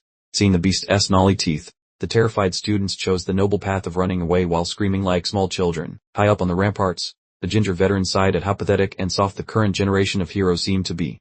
In the middle of the scramble, someone yelled for everyone to move before they charged headfirst at the scaly beast. Suddenly, a guy with blue hair popped up and delivered a surgical strike, turning the scary lizard into a pile of sushi. The old-timers were shocked, wondering if that illegal Mage Yulin hits level 16 without even trying. Our guy Yulin just lounged around like a boss, barking, Lingyu, scoot over then end this fight. The boy Jai Lingyu hopped to it with a wide grin, as those other students gossiped about Yulin's big brain plays. While Yulin crunched numbers in his head, the feisty redhead glared, swearing, just you wait, I will totally crush your score next time. Led by Yulin's tips, the duo kept clobbering every nasty creature that dared to cross their path. Hitting level 8, Jialing Yu joyfully hollered, "Big brother, you're officially my only boss from now on." Yulin kept it cool, saying, "Quit the party because the local trash is gone and we must dive deeper." Level 20 mobs gave Jialing Yu the jitters, but Yulin said he could handle the heat easily. From a distance, the testing site looked like an ancient ruin having a party with modern glass skyscrapers. High atop the ramparts, and Master Gao started sweating once he saw Yulin plus Jialing Yu walking into that high whisk murder area. Groups of winged creatures bolted from those trees, which usually means some big fight is about to start. The duo sped up, diving headfirst into the spooky parts of the map that nobody explored yet. Right on cue, Perry wolf dudes plus grumpy green monsters stepped out to be annoying speed bumps. Yulin calmed the nervous Jialing Yu, saying, "Do not fret, big brother. I cherish my own skin too much to die today." He muttered sacrifice, prepping to unleash a soul-sucking blade move. A massive wave of azure doom exploded, deleting everything in the vicinity without a second thought. Staring in disbelief, Jialing Yu asked, "Big brother, is this overkill method how you normally hunt?" Yulin stayed icy, mentioning, "This is nothing. The real gore fest has not even started yet." Suddenly a referee blocked the way. "Warning, you are not allowed to leave the playground during the test." While Jialing Yu panicked about the rules, Yulin just said, "Okay," as if he actually cared. Suddenly, Yulin felt a deadly vibe, causing his eyes to narrow into sharp slits. He screamed at the back of the clueless official, "Watch your six right now." The guy laughed it off, claiming, "I have 20 years of experience and will not fall for your childish pranks." Behind him, a level 33 goblin hero appeared and let out a roar like a rock grinder. The man turned ghost white, screaming, "Run, that monster is way too high level." During the mayhem, Yulin told his friend, "Sram, I will play the hero distraction." He gave Jialing Yu a swift burp, barking, "Whenever I say bolt, just move and stop torquing." Facing the beast solo, Yulin knew killing it without revealing his secret sauce would be tricky. Seeing no choice, he prepared another forbidden hex, whispering, "Sacrifice, sudden rain." Simultaneously, that frantic official decided it was high time to launch a bright red emergency signal. The rocket of desperation zoomed skyward, closely followed by a sound resembling his pleading shriek. The emergency beacon flashed its brilliance for a second, then vanished into the dark cloak of night. Yulin mused internally, "If only he had gracefully fainted, sparing me the trouble of covering my tracks. Why the dramatic flare launch?" Honestly, all of a sudden, the massive goblin champion let out a deep rumble, sensing some fresh meat had wandered into its territory. "Oh good, a pair of them. Were they polite?" The two inspectors who just arrived instantly assumed combat stances. The lady with the fiery hair yelped, "Trouble brewing," while her partner advised, "Test subject. Tram quickly now. We really don't wish to accidentally turn you into abstract art." "Right then," Yulin confirmed, hoisting the clearly ailing inspector onto his back. "This poor soul is banged up. I am getting him out of here." As he dragged the man toward the shadowy edge of the thicket, a slight grin began to stretch across his face. "Tee-hee, a brilliant scheme is forming in my mind." He produced a minuscule container, mumbling to himself, "What marvelous timing to finally test out this fake skin contraption." A whisper, thin, almost ghostly layer, resembling a false face, was carefully draped over the unresponsive Inspector's features. Instantly, Yulin sported an entirely novel visage, exclaiming with genuine glee, "Not bad at all, this is quite entertaining." Meanwhile, the two official guardians were braced for a brawl, the woman commanding, "Dispatch this thing swiftly. We absolutely cannot allow it to interfere with the final assessment." The male inspector snarled at the monstrous foe, "You disgusting brute, how dare you interrupt this important final examination?" Just at the critical juncture, Dylan, now in his assumed identity, dashed over, shouting with over-the-top enthusiasm, "Comrades in oversight, assistance has arrived on the scene." He charged ahead, proclaiming with a theatrical flourish, "Allow me to handle this vile creature myself." A dazzling explosion of yellow light erupted as he unleashed a forbidden technique, the legendary eternal arrow. The gigantic beam of pure light streaked forward, impaling the goblin hero's bulk in a deafening, magnificent detonation. The familiar system prompt appeared then. "Congratulations, your group has neutralized a level 33 goblin champion, earning experience points and a handy symbiosis trinket." Yulin casually scooped up the dropped prize, remarking with feigned indifference, "Though look, something dropped. The chances of magical beasts coughing up loot are notoriously slim." "You know," the male inspector could no longer contain his fury, jabbing a finger accusingly, "Blast it all, which particular division do you belong to? Not only did you fail to assist, but you brazenly nabbed all the glory that belonged to us." In his cleverly fabricated inspector guise, Yulin replied smoothly, "Just label me a helpful stranger, if you please. I never stick around to have my name attached to good deeds." The female inspector snapped back indignantly, "Helpful stranger my foot. Never mind that for now. We must conclude this test first, and then we'll track down that imposter later." Peeling off the borrowed facial covering, Yulin gave a mischievous chuckle, "Play, after this bit of fun, catching me will be like chasing smoke." He had successfully secreted himself within the thick woodland skirting the edge of the suburb, conveniently close to the exit portal. Simultaneously, the genuine examiner remained completely unconscious in a well-fitted toy corner. Returning to his actual features, Yulin complimented his gear. I must confess, this illusionary skin prosthetic is truly a masterpiece of deception. We then inspected the second piece of loot, that symbiosis charm, which sparked a wonderfully greedy notion. Brilliant. If I play my cards right, this is practically guaranteed double experience. Suddenly, a truly desperate yelp for rescue pierced the relative silence of the surrounding woods. It turned out to be poor old Jai Lingyu, being vigorously chased by a couple of hairy men rejects, desperately trying to cling to life. He let out a shriek of pure terror as those monstrous claws aimed right for his unsuspecting anatomy. Just when doom was about to strike, Yulin swooped in like a spandex-clad hero, blocking the nasty swipe, which left Jai Lingyu utterly flabbergasted, muttering, "Lemaiman, Dante sweaty, putty, you're fine," Yulin swoozily declared, conveniently fabricating a story that the other tester took care of that fuzzy menace. He gently clasped Jai Lingyu's hand, causing the poor soul to well up with misplaced affection. "Dorf, big brother, I never imagined you were the type to. Blast it all, what bizarre fantasy is running through your head? Sram, you do for all," Yulin bellowed, shoving the bewildered chap aside to confront the snapping beast. He then whipped out the dreaded necromancer's secret, the left, draining blade dance. Tearing up for one massive, sweeping flourish, the electronic voice announced that a low-level Anubis guard, mere level 13 fodder, had been vanquished, and the spirit linking perk had just kicked in. Jai Lingyu stared at the strange mark now blooming on his skin, practically vibrating with excitement. What in the Sam hell is this sorcery? Is this some kind of soul-bond trinket? Where on earth did you snag this gem? Go earn your own miserable XP off this small fry. Draw ball, Yulin commanded, prompting Jai Lingyu to rush a panicked defense. But seriously, big brother, that was just a huge blunder in perception. I swear I am strictly platonic, Yulin ordered with a chilling lack of warmth. Bleedish, stick to your own lane, adding that since they now possessed this shared XP rune, solo grinding was essential for maximizing the experience hall efficiency. Jai Lingyu scratched his scalp awkwardly. But finding adequate low-level critters around here is proving quite the challenge. You know, over in a different patch of woods, the cluster of test takers were grappling fiercely with their situation. Keep swinging. That level 10 shapeshifter is just about ready for its dirt nap. Suddenly, the blur of motion zipped past with unbelievable velocity, prompting one participant to yelp. Or, what was that incredible burst of speed just now? The blur unleashed a quick spell, conjuring 3 animated skeletons that promptly dismantled the werewolves, leaving 2 onlookers slack. Jord, good heavens, what brand of dark arts obliterates 3 wolves in one single second? One person instantly clocked the phantom figure. I recognize him. He's that infamous forbidden spell weaver, the top dog from the last trial. Though another scoffed, the short-lived one. Slaughtering mobs like that, is he actively trying to retire early? They gasped as he instantaneously sprang back to full vigor. Page, Lufst, yes, mending himself. Seems like that fancy wrist, or is doing the heavy lifting for him. The brooding spellweaver mentally grumbled. I absolutely must keep the secret of my ridiculously resilient constitution under wraps.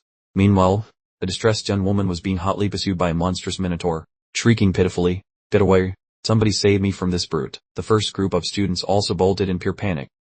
Fiddlesticks, bowls, that's a level 20 minotaur charging us. The 20 can flatten us faster than a pancake. Right in the eye of the raging storm, Yulin casually strolled up to face the monster swarm. You lots fram. These hapless beasts are all mine to handle. With a quick flash of emerald energy, Yulin swept his blade, making short work of the entire monster mob in a single, decisive move. Tucked away safely, Jai Lingyu erupted in joyful cackles as endless pop-ups detailing experience gains flooded his vision. Tahar, my big brother is an unstoppable titan. Who could possibly keep pace with this insane climb in power? Back in the higher tech command center, Principal Gao peered intently at the screen displaying the fallen minotaur and noted with a frown. He lamented with a sigh of missed opportunity. If the talented youth hadn't been saddled with the curse of the forbidden caster, our academy would have snagged yet another legendary powerhouse student. The different, unhurried contingent of students proceeded forward leisurely, their self-appointed leader fanning himself with a flimsy paper accessory. See, I told you all along. Starting late is actually a strategic advantage. Once the initial monster rush dies down, our route will be significantly less perilous. He explained himself to the gleeful pack, who eagerly marched onward. Splendid work. At this clip, we'll make excellent time.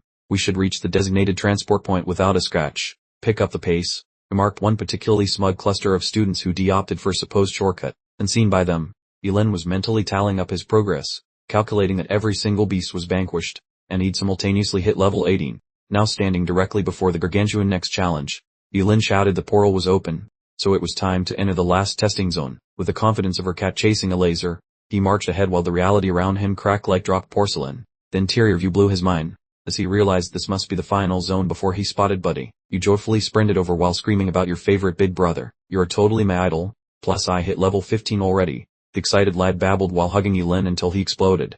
Unhand me before witnesses see us, they barked, while a nearby lady in red grumbled about her pathetic 2-level gain. Real power determines the winner now. Just as several officials dropped from the clouds like heavy rain to impress the crowd, they hit the ground by a massive rock slap. Then a sharp voice ordered quiet before a suited fellow approached them. Best wishes to every hopeful student out of Qingcheng joining this famous 886th ultimate evaluation. Call me Chief Lin Yuan, and since you survived the deadly forest stroll, you get to face the two-part main event. You must pass 10 stages worth 10 points each, earning 85 total to qualify for the arena fights where every ring win grants 10 points toward the total. A total of 150 is the ceiling for determining the year's big winner. Lin Yuan warned that using cheat items is a big no, leading to instant booting. So consider yourselves properly informed now. A giant rock slid aside to reveal a hall, as he waved for 10-person lines to shuffle toward their doom. Yulin felt the static electricity tickling his skin, looking intense because this moment would finally settle his entire future. With a look that could melt butter, the young man swore he would take charge of his own life starting today.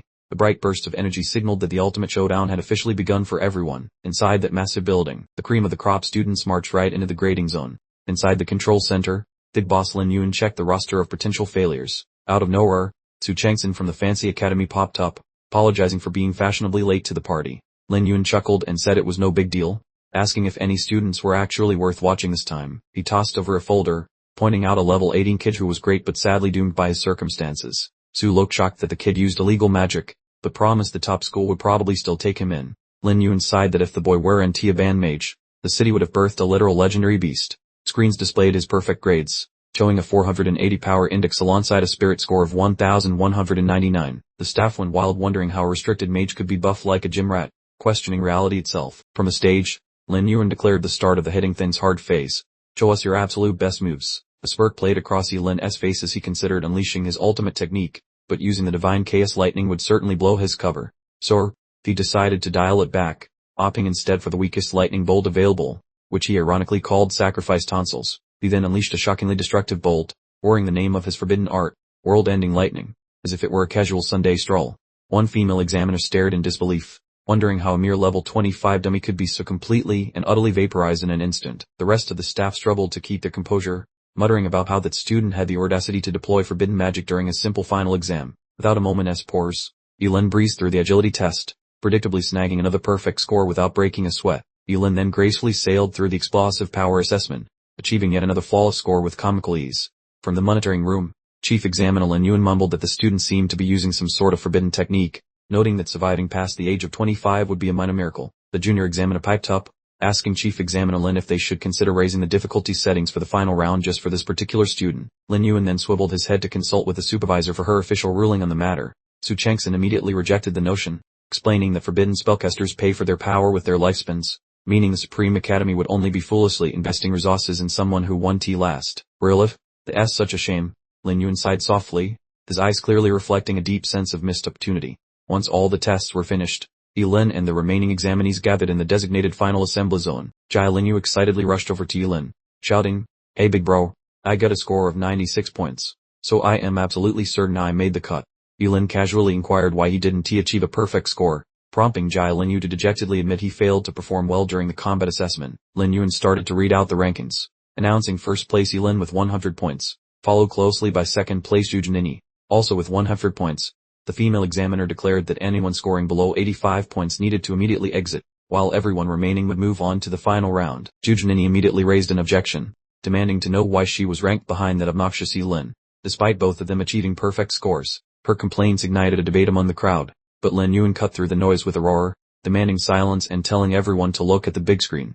The screen displayed a video replay of Zhu Junini skillfully engaged in combat with a Mo Yanlang monster, but immediately afterward, the entire assembly gasped in shock as an examiner shouted out that Yulin had managed to dispatch a Mo Yanlang in under a single second. The footage then slowed down, highlighting the distinct moment when Zhu Junini required several seconds to finally finish off her opponent. In absolute contrast, Yulin simply stood there completely motionless while the monster behind him inexplicably disintegrated into fine dust. Everyone who had just been protesting fell absolutely silent, utterly incapable of uttering another word after witnessing the overwhelmingly obvious disparity in power. Lin Yuan coldly turned back around, his voice echoing through the silent space as he sarcastically asked if anyone else wanted to question the results of the final exam. The final examiner announced that contestants scoring over 85 points had 30 minutes to rest and prepare themselves for the upcoming tournament. Meanwhile, the elders were discussing excitedly, noting that first and second place both came from King Chang Academy, meaning Principal Su really struck gold this year. Principal Su let out a hearty laugh, proudly boasting that fourth place Jai Lingyu was also a student from his academy. Another elder quickly cautioned him not to celebrate prematurely, reminding him that the tournament was the actual main event, but Principal Su remained completely confident in his level 18 forbidden arts prodigy. 30 minutes later, Yulin and Jujinini found themselves face in the center of the arena. That haughty young lady announced, "Well, I definitely plan on kicking your butt during this grand competition." Yulin wondered what kind of mischief she was planning. Precisely when the announcer signaled the opening ceremony, guidelines surfaced, revealing a brutal sudden death bracket for 104 players, where random chance chose every fight. Matching tables appeared, putting slot 18 Yulin against number 80 on ring 6, making Jai Lingyu jump with glee. "My eldest brother, please crush them," Jai Lingyu screamed, while Yulin flashed a very smug, toothy grin, wandering onto the sandy battlefield, confronting a 10th tier puddle splash alike Bei, the 18th tier expert. Yulin suggested, "Buddy, just quit while you were ahead. Fat chance, stop treating me like a weakling." Bei snapped, though Yulin just grinned, liking her feisty spirit. Suddenly, the jagged spark of sapphire lightning danced off the tip of Yulin's pointer finger. The whole stadium became trapped inside a spooky, crackling vortex of thunder that he conjured from thin air. Inside the buzzing storm, a giant lizard of pure bolts appeared, roaring like a hungry monster. Everyone watching went completely silent, their complexions turning as white as cheap paper due to the scary view. Standing in the middle, Yulin stretched his arm forward, getting ready to finish this little play session. The referee screamed in a total panic, "Listen up, Yulin. Ordering people is strictly against the school rules. I am not trying to commit a crime." Yulin whispered coolly, "Just forcing her to wave the white flag is enough." Confronted by such scary magic, poor Bei lost her marbles, falling onto the floor and crying like a lost toddler. People started gossiping, with one guy complaining, "That dude is a monster. He made a pretty girl weep in public." Yulin adjusted his spectacles with zero emotion, muttering, "Dear friend, you really should have just walked away sooner." The lady judge shouted while a Seiki Bei was carried off. Player 18 named Yulin takes the first victory. Yulin failed, choosing to spy on different fights. "Such a pity. Let me check if anyone else is actually strong." Across the way, the girl wearing crimson robes bragged, "You have zero chance of beating me today." In another spot, a kid holding a black stick joked, "Pathetic loser like you actually wants to fight me." Simultaneously, a massive meathead was crushing some poor guy, laughing, "Power. I have never felt this much power before." All primary duels reached their end, plus every victor name was shouted throughout the entire room. The lady official hollered, kicking off the subsequent phase. Part 2 of this brawl is now formally underway. Yulin's fresh challenger, a guy named Chen Changshan, remarked, "Fighting you might actually be a giant pain in the neck." However, he grabbed his courage back, conjuring a circle of floating blades. "Yet I will still be the champion today." Yulin gripped the handle of his weapon, suspicious of the guy's arrogance. "I better stay focused or I might lose." Suddenly, Chen Changshan hollered words that were totally unexpected. "I officially quit this match." He shoved his palm toward the sky, proudly announcing his resignation while everyone watched in total disbelief. Yulin stood frozen, mouth open, wondering if the victory promise was just a big lie. The fellow spun around and left the scene immediately, tossing a lazy hand up. He muttered that vengeance tastes better cold. They would meet later. The lady official mumbled the results, announcing that lucky contestant 18, Yulin, had somehow won. The audience was vibrating with gossip, as nobody wanted to mess with a guy using taboo tricks. Round 3 started, but the challenger was even lazier, shouting for the judge to count him out. The protagonist started fuming, complaining that he had not even moved a muscle before the coward quit. Other students grumbled that the dude breezed through 3 levels using one scary move, making finals look pathetic. Over a different ring, a much more violent struggle was starting to get real. A 14th rank polearm user called Liu Jun fought a 13th rank ruby blade specialist named Wang Zhengwen. Wang talked trash about Liu losing, but Liu just snapped back that he lacked actual combat talent. The spectators were basically shaking, seeing what happens when 2 actual powerhouses decide to delete each other. This brutal fight was shown on a giant monitor, making sure everyone on campus witnessed the carnage. The lady instructor asked her colleague Su for a prediction, and the man grunted that Liu would win. Right on cue, Liu used a shadowy lunge technique that moved much faster than a hungry predator.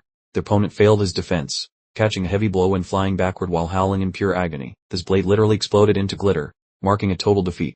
Yulin heard he got another freebie, sighing that winning without effort was getting extremely stale. The sudden shout on the speakers made the boy perk up, finally finding something worth his attention. Upcoming combat pitted a loyal Jai Lingyu against the fiery Ju Janine. She stared him down, demanding to know what treat Yulin gave him for such obedience.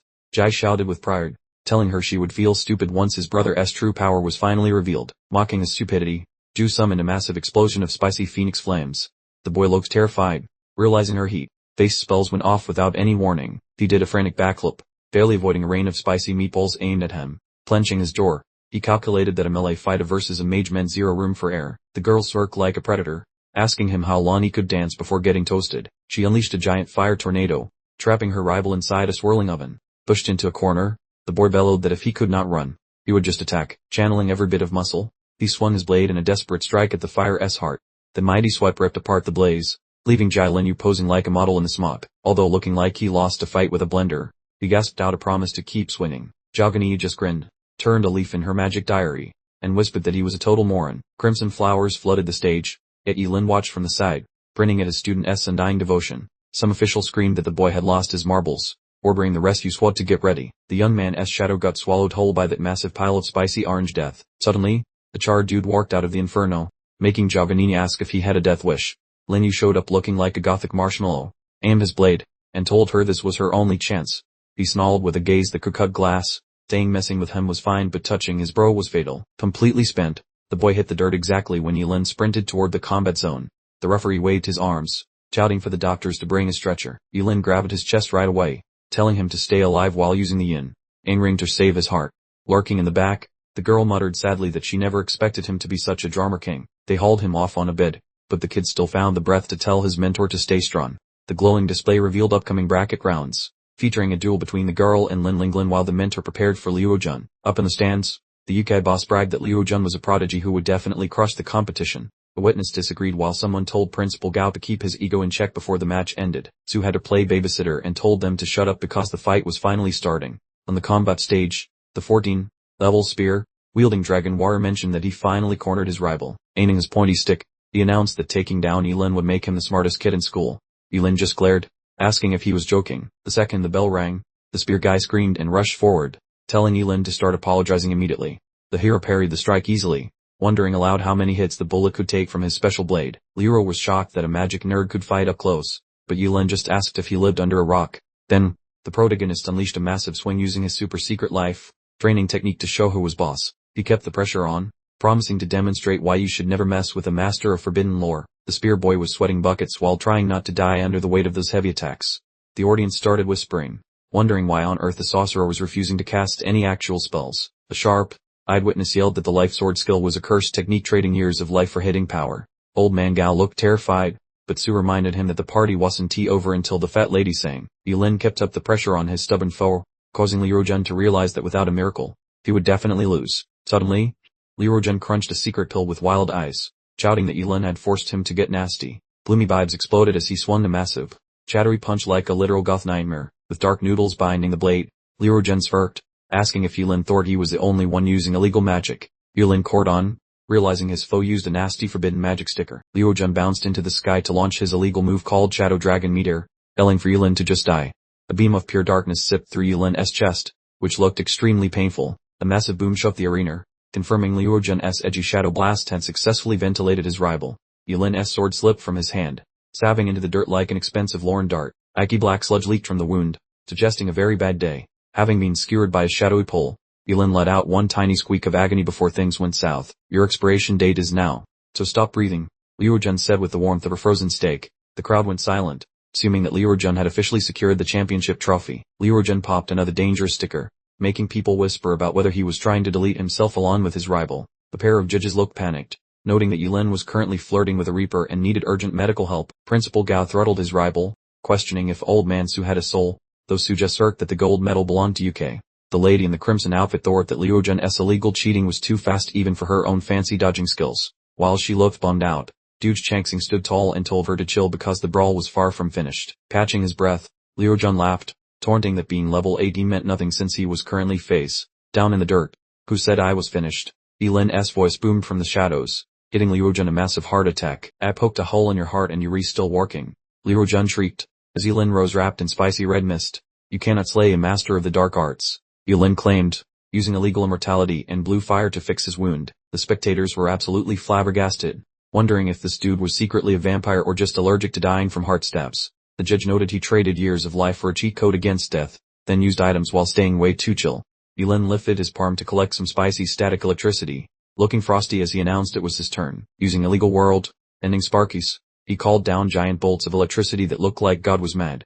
Leerojun couldn't do anything as he got swallowed by the spicy thunder and tossed into the air like a ragdoll. Leerojun wailed in pure agony, claiming this reality was impossible. His body simply evaporated within the angry, bright yellow zaps. Two spectators stood stunned, shouting that it was absolute nightmare fuel. The examiner, pulled in the unconscious Leerojun, announced, Yulin wins. Somebody get a medical team over here immediately. Yulin felt the focused stares of the principals from a distance, particularly one who wore an almost smug grin. Suddenly, he dramatically collapsed, coughing up a theatrical spray of blood, initiating his Academy Award-winning performance. An elder panicked, exclaiming, Blast it, Dour. Yulin's forbidden technique just spectacularly backfired. We're in big trouble. Yulin thought to himself, I absolutely must sell this performance, or else everyone will suspect the elaborate prank I am pulling. Principal Su erupted in fury, screaming, I demand to file a complaint. This is obviously an act of premeditated murder. ILL Su. After a rapid exchange of heated accusations, they threatened, Dao Zhenyu, this whole incident will be reported directly to the Ministry of Education. Yulin slumped down with an exhausted sigh, realizing this exam was proving to be far more stressful than actually killing Ken-sen. He sensed another presence approaching, muttering to himself, seriously, more problems already. I just want a nap. Zhuge Nini approached him, offering, Yulin, I can wait for you to recover completely before we begin our duel. He looked up and coldly replied, no thanks. Half an hour later, the fighting stage was prepared for the climactic, final confrontation. Zhuge Nini solemnly declared, the conclusive round officially commences right now. She warned herself internally, I must avoid getting hit by his forbidden technique at all costs. Yulin, meanwhile, was mentally struggling, trying to figure out how to strike without causing severe physical harm to his opponent. Zhuge Nini didn't hesitate, unleashing her signature ultimate move, the blazing phoenix flame. Yulin didn't flinch or pause, swinging his weapon and charging straight into the middle of the raging inferno. Utilizing a forbidden technique called swift dance, Yulin skillfully avoided countless attacks with graceful, almost biotic movements. The crowd was buzzing with speculation, some guessing he was exhausted, others believing he was purposely going easy on Zhuge Nini. Zhuge Nini roared in frustration, demanding if Yulin only knew how to avoid everything, and accusing him of insulting her. Despite her furious provocation, Yulin remained composed, casually dodging yet another large fireball. He retorted nonchalantly, asking if there was some rule that specifically forbade him from dodging. Fine, Zhuge Nini growled, raising her grimoire, let SCU try and evade this particular move. Smart guy. A colossal torrent of flames known as the Crimson Flame overwhelming heaven surged forward. Yulin stood in the center of the fiery deluge, thinking, this foolish girl is surprisingly persistent. I suppose I have to teach her a lesson now. He concentrated power into his legs, activating a skill designed specifically for boosting speed. In the blink of an eye, Yulin launched himself into the air, soaring completely over the approaching fire wave. Zhuge Nini froze in shock, thinking, that's ridiculously fast. Immediately following, Yulin's chilling blade materialized at her throat from the rear. UV lost, he stated dispassionately, as Zhuge Nini frustratingly uttered his name in defeat, her face flushed with shame, tears beginning to well up in her eyes. How dare you do that? I will absolutely end you. She launched a massive wave of magic, shoving Yulin backward as she screamed, I refuse to be beaten by a despicable jerk like you. Yulin easily caught the incoming fire, his expression displaying clear irritation. This foolish girl is clearly delusional and arrogant. If you think you're so good at dodging. Zhuge Nini sneered, releasing a countless torrent of talismans. Let us see you try to evade this. An overwhelming pressure instantly consumed the entire arena, shocking all observers and even surprising Yulin. The talismans quickly transformed into gigantic, roaring tornadoes made of fire. Without a single second of hesitation, Yulin sprinted directly into the heart of the fiery caves. Yulin realized with a jolt that the fire dragons were following his every move. Tot, a homing skill? How interesting. Even though he was moving at top speed, the fiery maelstrom remained right on his heels. Zhuge Nini gasped, completely out of breath, yet still managed to growl, annoying pest, just give up already.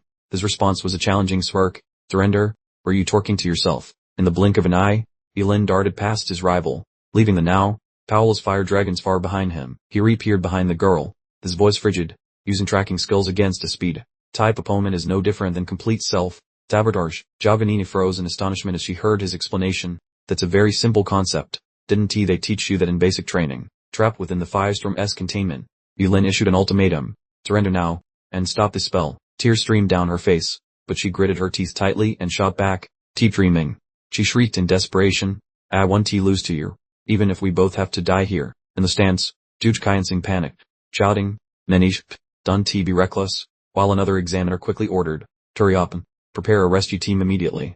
In the center of the stadium, both individuals stood completely still within the eye of the storm, creating an atmosphere thick with intense tension. Yulin completely lost his patience, muttering, what a truly insane woman. Without a second thought, He lunged forward and firmly grabbed Jujinini's arm, clamping down tightly on her. Yulin roared a single word as a dark magic circle erupted. Sacrifice. Instantly, an enormous black shadow descended forcefully from the sky, landing directly in the arena. It was the ultimate forbidden defense technique, known as the Wailing Great Wall.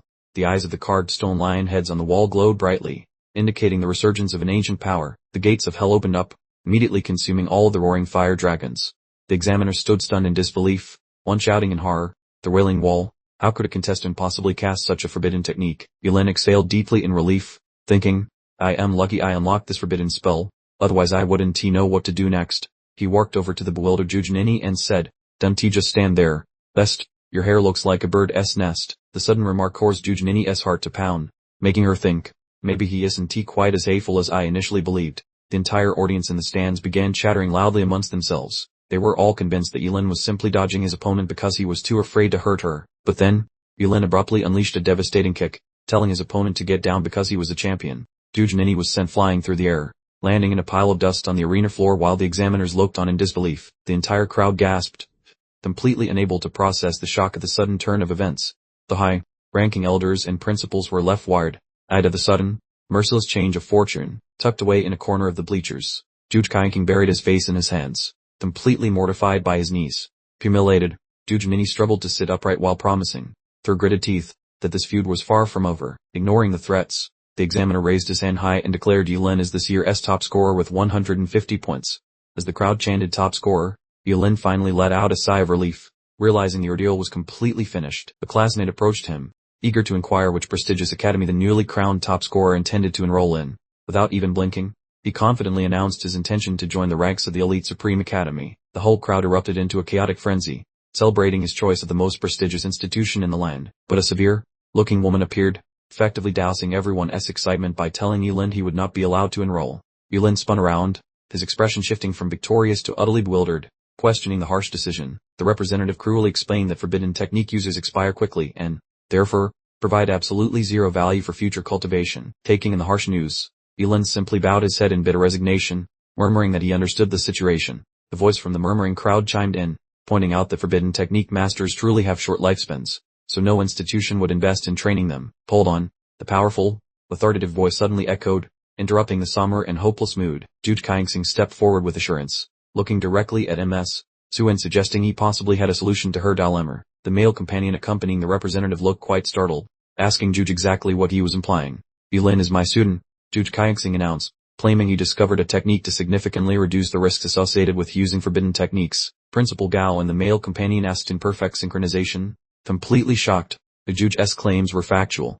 The representative, Su Kaingsing, skeptically challenged Juj, noting his expertise in astrology and knowledge of career advancements. Juj Kaingsing advised Chongson not to allow their past connection to hinder a young genius, but she retorted that the Supreme Academy simply doesn't accept forbidden technique users. The girl in the crowd started whispering if there were historical rumors between Juj and Miss Su, while her neighbor angrily declared that Miss Su was absolutely heartless. Noticing the escalating tension, Yulin intervened, telling his master to relax, since missing a single academy wasn't the end of the world. Suddenly, the figure lunged forward to attack Juj Kainsing, sneering at Yulin for such casual arrogance over one mere academy. Juj Chang yelled a warning to Yulin, realizing his disciple was rushing forward to block the incoming attack on his behalf. Lightning fast, Yulin shoved his sword handle forward to parry the surprise ambush, saving his face from an unwanted massage. Identify yourself, Yulin barked with a vibrating palm, feeling like he just tried to high-fly the runaway freight train. The assailant smirked, mocking him as a taboo skill expert destined to blow away like dandruff in a summer breeze. Listen up, Junior, the Spug Golden, Paid Jerk bragged, explaining that the legend thrashing him was young Guanlu from that fancy Supreme Academy. Calm down, Guanlu, Su Kainsing cautioned, threatening that further bullying would result in a soul-crushing 1,000-page apology letter for homework. Guanlu acted shocked, claiming he only wanted to say hi to the teacher, but the boy was apparently made of wet cardboard.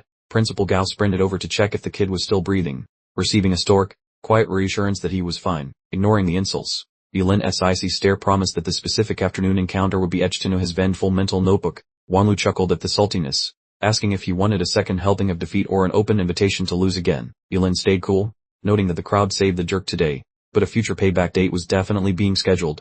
Wanlu exploded with obnoxious cackling, calling him a dumpster fire that could never win a match before he died. Yulin narrowed his vision and proposed a lethal duel in 12 months, asking if the bull actually had the guts.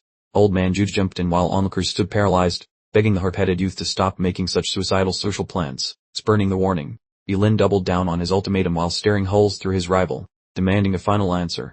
Wanlu folded his limbs and agreed with a smirk, welcoming the chance to schedule a funeral for his rival next year. With the pact sealed, Yulin worked off plotting to dismantle that whole Supreme Academy like a set of cheap plastic blocks.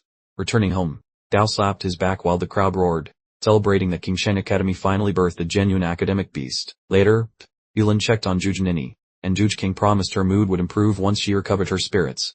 Yulin got straight to business, asking about the secret romantic history between the old master and the lovely Chengsen. The old man let out a weary groan and massaged his temples, confessing that the woman was actually his original romantic harpy. The memory showed a youthful Su Chengsen, appearing remarkably wholesome and looking as clean as a whistle. Yulin froze, absolutely gobsmacked by the insane news he just heard regarding his master's past.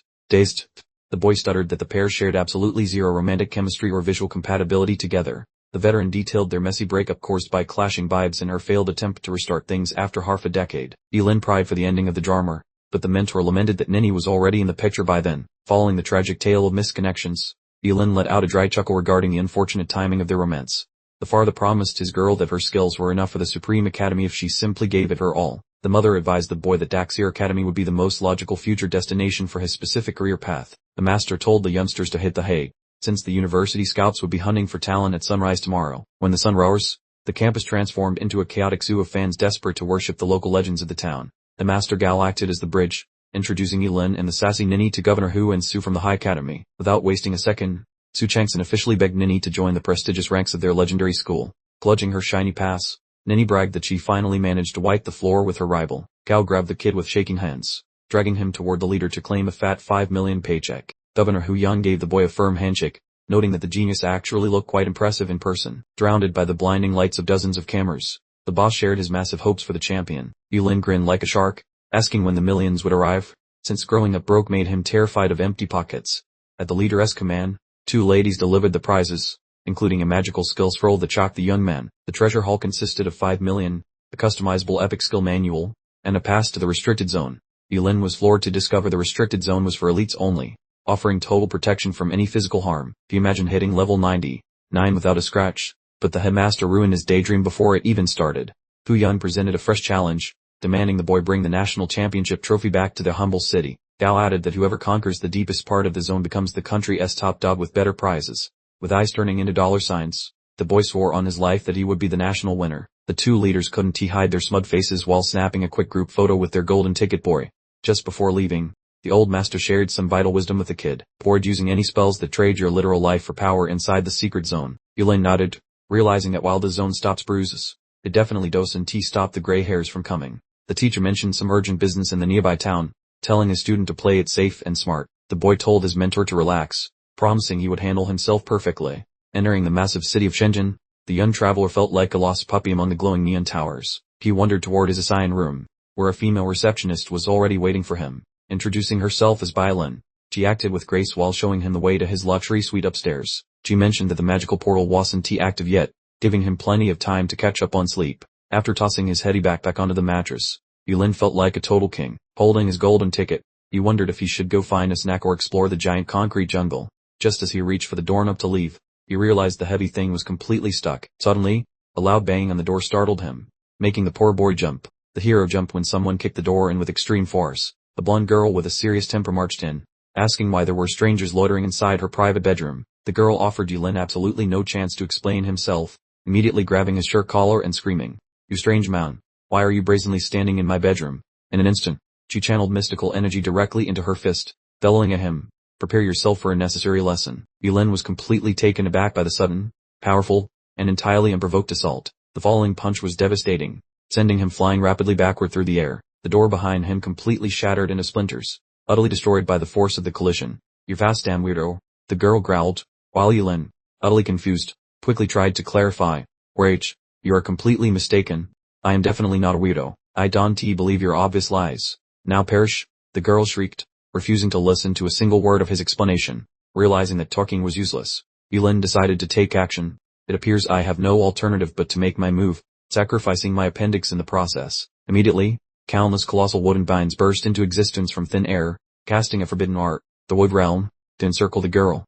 "What in the world is this nonsense?" She panicked, struggling fiercely but completely unable to escape the grasp.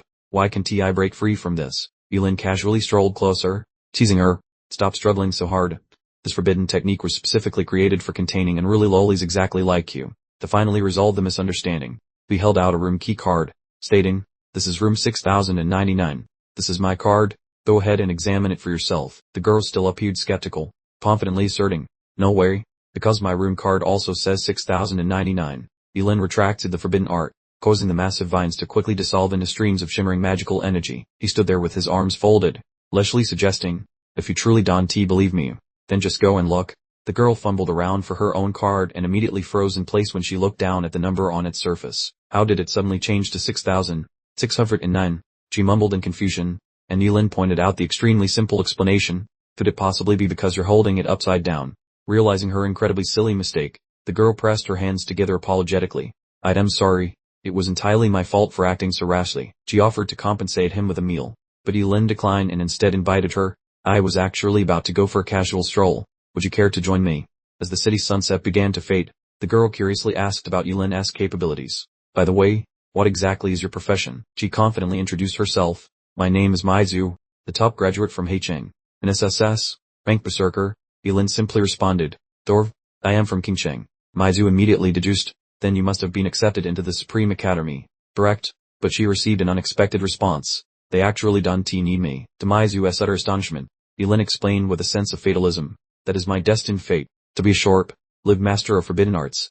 Hearing the strange words forbidden art master, Maizu fell completely silent, completely unsure of what to say next. To relieve the heavy awkwardness in the air, Yulin decided to treat Maizu to a genuinely delicious meal. The two arrived at Shenzhen's most well-known restaurant, a truly luxurious and splendid establishment. Suddenly, a sarcastic voice cut through the air. "Maizu, a complete brute like you somehow managed to find a man to eat with."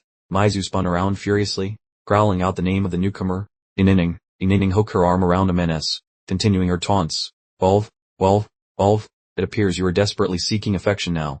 She then turned her gaze to Yulin, uttering provocative words that caused Maizu to finally lose her temper completely. "Ining, just get lost." Brushing off the others, Ining leaned in, trying to charm Yulin, purring the handsome Dolan should ditch this place and come along. Yulin, ever the charmer, fully shot back, requesting she simply keep her distance because her breath was quite weaponized. Maishu erupted in a fit of uncontrollable giggles, finding the honesty hilarious. While Yining's face, let us just say it looked like she de-swallowed a lemon. Her beautiful face contorted, and she hissed he was an insolent child, as she had already offered him an opportunity.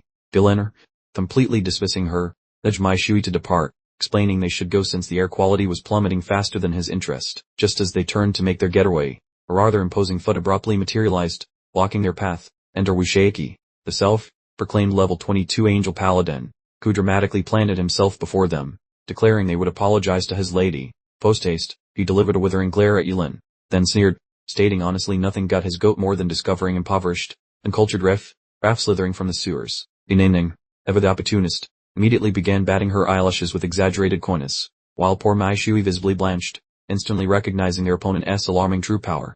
Yulin, completely unfazed, simply offered a dazzling smile, remarking it was funny because a humble, financially challenged individual such as himself absolutely detested spoiled, arrogant trust fund babies like him. Enraged, Wushaki let out a primal bellow that shook the chandeliers, dramatically unfurling gigantic angelic wings and unleashing a blinding, brilliant torrent of holy light. Not one to be upstaged, Yulin decided it was his turn to glow, blue energy surging around him in an impressive display, his eyes blazing with competitive glint. Right there, amidst the stunned diners and flying silverware, two SSS class powerhouses seemed poised to ignite an earth shattering, table flipping, absolutely catastrophic brawl. Just as things were getting interesting, an investigator, clearly a professional mood pillar, materialized out of thin air, sternly reminding them that transferred professionals were absolutely not allowed to fight within city limits. Maishui frantically intervened, grabbing Yulin's arm, whispering urgently they should hold their horses. The top scorer's secret realm was about to open, and picking a fight with these clowns here wasn't worth it. Wushaki, clearly peeved by the lack of a proper showdown, dramatically pointed a finger at Yulin, telling he would remember that mug of theirs and advising him not to cross his path in the secret realm. Ining, clinging to her boyfriend's arm like a barnacle, spun back for one last, utterly predictable insult, shrieking triumphantly that they should just wait, calling them trash. Once the dramatic duo had finally flounced off, Waishui hung her head, mumbling an apology, saying she was terribly sorry for dragging him into another one of her messes. Yulin, totally curious, then inquired who that ray of sunshine was. and why she seemed to harbor such, shall we say, specific hostility. Mai Shui let out a weary sigh, dropping a bombshell family secret, confessing she was actually her half-sister, and apparently, she had always been her personal, human splendor. Yulin, ever adept at changing the subject, smoothly brushed off her apology, declaring it was fine, since he had suddenly developed a tactical hunger and they should go find some food. 3 days later, within a colossal plaza, a magnificent spatial gate dramatically cracked open right in the midair, much to everyone's amazement. Literally countless drones buzzed around like metallic, nosy beasts, diligently recording every single, momentous, frame, wordy second of the entire spectacle. The dignified, white-haired gentleman then strode forth, his voice resonating impressively, booming greetings to the esteemed top scorers, introducing himself as Janganshi, their official fun pillar, the immense supervisor, for this event. Amidst the bustling crowd, Yulin, with a touch of surprise, asked Mai Shui why she had packed provisions for a small, very hungry, battalion. The young man gazed at the veritable mountain of sustenance Mai Shui had assembled, a sudden, inexplicable warmth spreading through his usually pragmatic heart, and he conceded he now understood. Supervisor Janganshi, clearly relishing his moment, then began the mandatory announcement of the rules, declaring that before they were unleashed into the secret realm, a few minor formalities needed covering. He meticulously laid out the inaugural regulation, clarifying that within the secret realm, participants were magically immune to fatal boos, but they must be perfectly patched up before clocking out.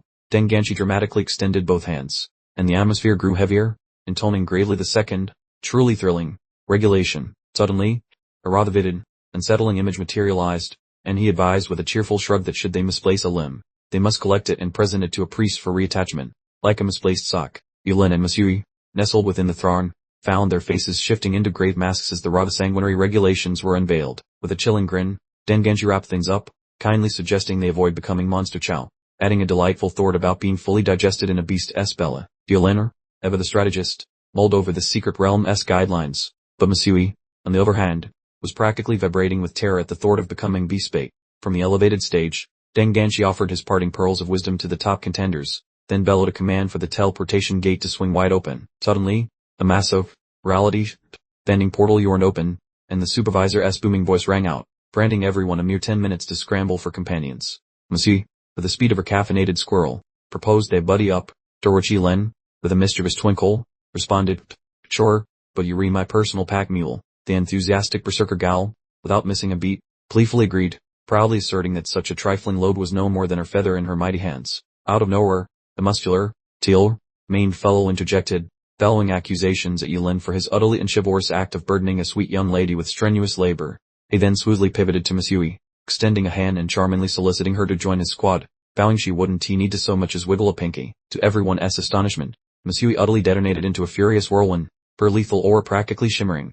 Tnalin, scram before I rearrange your pretty features with my fist. Elsewhere, the Imperious Ningning was regally assembling recruits for Wu Sheiki's exclusive squad, setting a rather lofty entry bar of at least level 20. In the midst of the ensuing pandemonium, that Trest Romeo found himself launched considerable distances after receiving a rather persuasive argument from Mai Shui's knuckles. Wu Sheiki then theatrically positioned himself directly before Yulin, his tone dripping with condescending challenge. "So you read the infamous Yulin?" "Yes," he persisted in sneering and mocking Yulin's supposedly humble, small, down roots, even if he did begrudgingly admit that hitting level 18 was an uncommon feat. Bowed down and performed 3 respectful kowtows, Wu Sheiki declared as his ultimate demand. "Otherwise, do not accuse me of harshness once we finally enter the mystic realm." Yulin simply offered a brief, knowing smirk, then delivered a single, succinct utterance. "Imbecile." Absolutely seething, Wu Sheiki let out a guttural bellow of expletives and instantly charged into the fray. Janganshi materialized out of thin air, deftly intercepting Wu Sheiki's wild swing and sternly cautioning that his competition eligibility was about to vanish. The supervisor then pivoted towards the expectant audience, proclaiming the mystic realm's grand opening, and firmly restating that any rule breaker would face instant expulsion from the event. Wu Sheiki impaled Yulin with a venomous stare, a low growl escaping his lips. "You just mark my words, our little difference will certainly be resolved." From the throne, a concerned participant fretted, "That fellow truly has a screw loose. We absolutely must be wary." To which Yulin calmly countered, "Relax, I got this handled. Off we go." Bathed in the intense, crimson glow of the activated teleportation portal, Yulin and Mai Shui bravely ventured forth, hand in hand, into the perilous arena of life and doom. Mai Shui's eyes widened in sheer wonder at the mystic realm's stunning aesthetics. But Yulin, ever the realist, cautioned, behind this pretty facade hides a very sharp set of teeth. Without a moment's delay, the colossal, level 20 rock creature lumbered into view, prompting Mai Shui to let out an urgent, piercing shriek of alarm. Save your precious energy. I'll take care of this little pebble, Mai Shui declared. Then, utterly embracing her berserker spirit, she launched herself directly into the foe. Ugly monstrosity. I am going to turn you into gravel, she bellowed, before promptly landing a truly bone-shattering blow squarely on the beast's rocky mud. Yulin observed from a safe vantage point, wheezing, that adorable little firecracker truly battles like a hell beast, but my schedule simply doesn't allow for casual monster. Whooshing. Sudden, chilling blast of frigid power erupted, instantly pulverizing the stone monster into countless, very small bits. Mai Shui gasped in utter astonishment. The monster instantly vaporized, a feat only achievable by class changer beyond level 25. Spinning around in shock, she questioned the frozen blade-wielding Yulin about his insane strength, to which he replied that he identifies as a forbidden mage. Yulin winced while grabbing his side, thanking the gods for his damage immunity, or his poor kidney would have definitely resigned from duty. Masui gave a gesture of approval and noted that forbidden spells require sacrifices, calling the whole bloody process rather hardcore and intense. As the pair ventured further, Yulin warned that the beasts grow nastier with depth, so they should probably keep their eyes peeled. Striking up some small talk, Masui recalled him mentioning that his peculiar status as a forbidden mage was the main reason. After the Supreme Academy swiped left on his application, Yulin groaned about his tragic fate of potentially biting the dust so early. A peaceful grin then crossed his face, since fulfilling his bucket list before the end actually felt like a pretty solid deal. Yulin abruptly stopped, his eyes sharpening as he detected a thick wave of murderous intent lurking nearby. A massive, crimson beetle beast suddenly appeared, its bulky frame blocking out the entire sky above, surfacing through dirt. A level 25 venomous centipede appeared, hissing in a rather rude and threatening manner. The pair stood shocked, and the girl shouted about the size of the toxic bug, wondering why it was so freaking enormous. The beast charged instantly, moving with a frightening velocity that caught them both completely off guard, but the creature's strike bumped into an unseen barrier, stopping it dead in its tracks. Yulin grabbed Masui and retreated, just barely dodging the incoming impact. Blocking his teammate from danger, he confidently stated that he would take care of this business. Yulin triggered his skill right away, essentially using his own flesh as a battery for the coming destruction. He unleashed a catastrophic world-ending celestial strike, summoning a terrifying wave of blue energy to fry everything. The massive blowback from the forbidden spell knocked both of them several feet backward, through the swirling clouds of debris. A level 22 venomous scorpion decided it was the perfect time to strike. Simultaneously, Masui shrieked as a level 25 bony warrior rushed in, yelling for Yulin to watch his back. Seeing the foes vaporize so quickly, the girl praised his skills, noting that his ability to one-shot everything was scary. Out of nowhere, a hand popped out from the ground, grabbing hold of something quite firmly. Yulin snagged a level 28 abyss ramen during its failed stealth mission, grinning at the creature's pathetic attempt to jump him. Launching the everlasting divine voltage ability, Yulin leapt into the clouds and drenched the ground with a spicy electric storm. Sparkling yellow electric strikes fried that hidden beast into crunchy pieces. The system message popped up, making Yulin celebrate his achievement of at last hitting the big level 20 milestone. Glancing at Yulin's severed arm on the grass, Masui finally understood that his damage immunity in this mystic realm lets him cast forbidden spells without dying. Yulin asked if she was just now catching on, which prompted Masui to giggle and brag about her amazing deduction skills. Checking his character sheet, he thought about how reaching level 20 meant it was finally time to unlock a brand new talent. Yulin finally understood his true potential, giggling to himself as he realized, wait, all my regular spells turn into forbidden spells. That's just hilariously broken. He immediately turned to Masui with wide eyes, demanding, hand over that fireball scroll you grabbed. I need to test something right now. Yulin quickly used the magic scroll, completely brushing aside the system's dire warnings, declaring, relax, it's just a little scientific experiment. A triumphant notification flash, confirming the fireball's transformation into the ridiculously named forbidden spell. Flame God's breath, forcing Yulin to bounce with glee. He conjured a terrifying pitch, black fireball, making Masui gasp in pure astonishment. What on earth is the forbidden spell? It looks absolutely nothing like a normal fire spell. Yulin then proceeded to unleash the full, terrifying might of the dark fireball. The flame god's breath shot forward with all the subtle grace of a freight train carrying dynamite, promising unimaginable destructive power. The resulting earth-shattering explosion completely leveled a significant portion of the surrounding forest. Masui stared in utter disbelief, thinking, that wasn't a fireball, that was the sun deciding to explode, while Yulin just smiled smugly at his handiwork. Alright, test complete, Yulin announced casually. Time is running out. Let us get back to grinding levels, urging everyone to continue their hunt. Meanwhile, on the other side of the map, Inining and Wuxaeki were suddenly jolted by the massive tremor. Inining nervously asked, what skill makes that much noise, and why is it so incredibly loud? As Wu Zairuki immediately suspected, did one of the supervisors somehow enter the secret realm? Outside the realm, Zenganshi was staring dumbfounded at his monitoring screen, wondering aloud, what on earth is going on in there? Returning to Yulin, Maizu paused in an open clearing, where he suggested, let us find a place to grab some food first.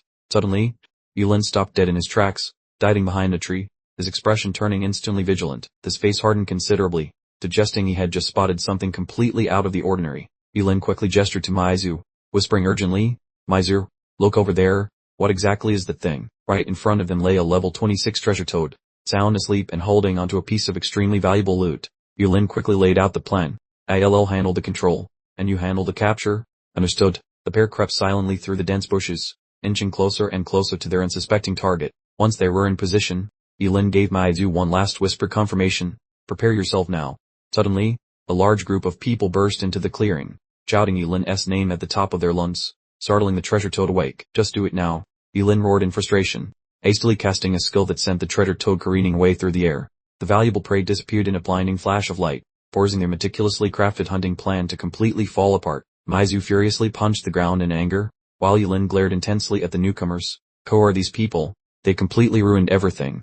The teal-haired guy from the group stepped forward to provoke them, as Maizu nervously whispered that she recognized their leader as Wu Shiaki. Yulin coldly conjured a very small fireball in his hand, retorting, "Don't you worry. I'll make sure every single one of you gets to experience this firsthand." The teal-haired guy burst into uncontrollable laughter, scoffing loudly. "The fireball? Rilif, you must be completely delusional." However, the small fireball in Yulin's hand suddenly swelled to a ridiculous size, leaving Wu Shiaki's entire group absolutely dumbfounded. He then unleashed the forbidden art, plain God's breath, instantly engulfing the arrogant provocateur in a colossal tidal wave of fire. Wu Shiaki gasped in shock, yelling at Yulin that harming the nation's precious youngsters was definitely a major social blunder. "Stay calm because I provide equal suffering to everyone." Yulin laughed while popping a scroll that summoned a localized blizzard, approaching those shivering cowards while frost formed on his palms. He promised they would suffer the same fate he just endured. A ferocious whirlwind of frozen shards erupted, marking the official beginning of a very chilly beatdown. Those two stared dumbly at the ceiling of frozen spikes, questioning if they had accidentally stumbled into a horror movie.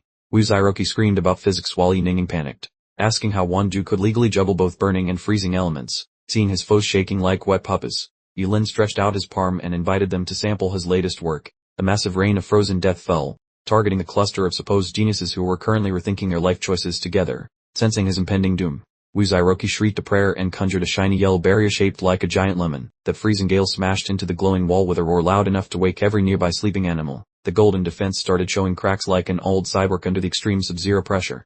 "This has to be a joke," Wu Zairoki muttered while grinding his teeth, watching his expensive shield turn into sparkly confetti. Cornered and desperate, he funneled every bit of mana into a flashy retaliatory strike, doubting something about a cross-shaped butter knife. A beam of concentrated sparkle sliced the air, carting a path through the screaming winter wonderland. Wu Zairoki tried to inspire his buddies, suggesting they swarm the guy because surely one teenager could not beat him up. The shimmering light blade broke free from the ice, flying at Yulin like a glowing frisbee of doom. Nearby spectators watched the chaos and gossiped about whether the crazy kid was actually taking on a whole squad solo. Yulin just grinned like a villain, whipped out a mysterious card, and promised to show them a trick even more exciting. Suddenly, a massive darkness swallowed the woods, making everyone feel like someone killed the lights, falling out of those high celestial clouds. One massive flaming rock shrieked earthward using highly illegal velocity. Wu Zairoki stared upward with a face as white as a sheet, questioning if his opponent was actually a cheat code. The crowd finally caught on to the scary reality, whispering that this wasn't some basic rock throwing spell but actual high-level illegal wizardry. The enormous blizzard whipped up by Yulin grew so large it basically occupied the entire mountain range. Trapped in the frozen case, Wu Shiaki and Yinning were tossed around like laundry in a cold cycle, making uproaric noises, squeezed like a tube of toothpaste. Wu Shiaki yelled about his famous family tree, asking if Yulin really wanted this fight. Yulin offered a wicked grin while flashing his middle finger, telling him to relax because he'd survive with only minor trauma. The horror continued as yet another massive fireball started falling, leaving everyone wondering if the sky had a personal grudge today. The losing team tried one last desperate bluff, asking if Yulin was brave enough to offend their prestigious school. A distant figure stood watching those flailing losers, peering as though he might be pondering his next snack choice. He flashed a knowing smirk. What an unexpected twist of fate. The Supreme Academy had bounced him too, so no awkward class reunions for them. They should absolutely go enjoy themselves. The meteor slammed into the earth with such gusto, it redefined the very meaning of kaboom. The other hapless contestants could only shiver and gasp, utterly horrified. Truly the forbidden spellcaster was a monster, not even close to human. Probably worse, the earth began to quake with alarming ferocity, and an impenetrable curtain of dust swallowed the sky. As the dust evaporated, a contestant just managed to stutter. Wu Shiaki's entire unlucky ensemble lay perfectly still within a rather impressive crater, completely and utterly defeated. Amidst the desolate landscape, Yulin made a surprisingly graceful descent. Landing softly, he casually gestured to the stunned onlookers. "Alright you lot, though take these folks for treatment." The remaining horrified bystanders rushed forward, discovering Wu Shaoqi and Yiningning completely submerged in rather chilly puddles of ice. The world is finally quiet, Yulin declared, dusting off his hands before turning to Maizu. Come on, let us see if we can still snag that elusive treasure toad. Meanwhile, back at the main gathering hub, Supervisor Zhang Ganshi proudly declared, this year's crop of top scorers possesses some serious oomph. He and his perpetually patient female assistant remain blissfully unaware, scratching their heads about the lack of eliminations, muttering, it's been ages, and still nobody has shown up here. Just then, the frantic contestant, burdened with an injured companion, burst onto the scene, yelling in sheer panic, someone's badly hurt, please, quick, come save them. At the assembled point, Deng Ganshi gazed in abject horror at the unconscious Wu Shaoqi, noting the ghastly injuries. Good heavens, did they tangle with a truly high devil monster? Pastor, get over here and heal them immediately. He whipped around to interrogate the frantic messenger, demanding, what exactly did they stumble upon? What chaos unfolded in the secret realm? The young man could only stammer, they merely ran into a forbidden spellcaster. Deng Ganshi froze solid, his eyes widening like saucers, utterly gasped at the mention of a forbidden spellcaster. Meanwhile, somewhere else entirely within the secret realm, Yulin sighed dramatically, staring at the moon. Darn it, lost the trail, all thanks to those meddling kids. I mean, those guys, by the crackling campfire. Masu inquired, Yulin, are you truly finished eating now?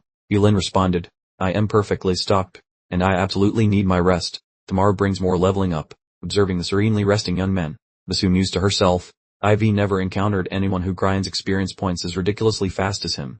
I really must redouble my efforts. Suddenly, a peculiar noise cut through the night, causing her to jump and look up. The the colossal, triple-headed beast, glowing an ominous fiery red, suddenly loomed before them, making Masu shriek in abject horror.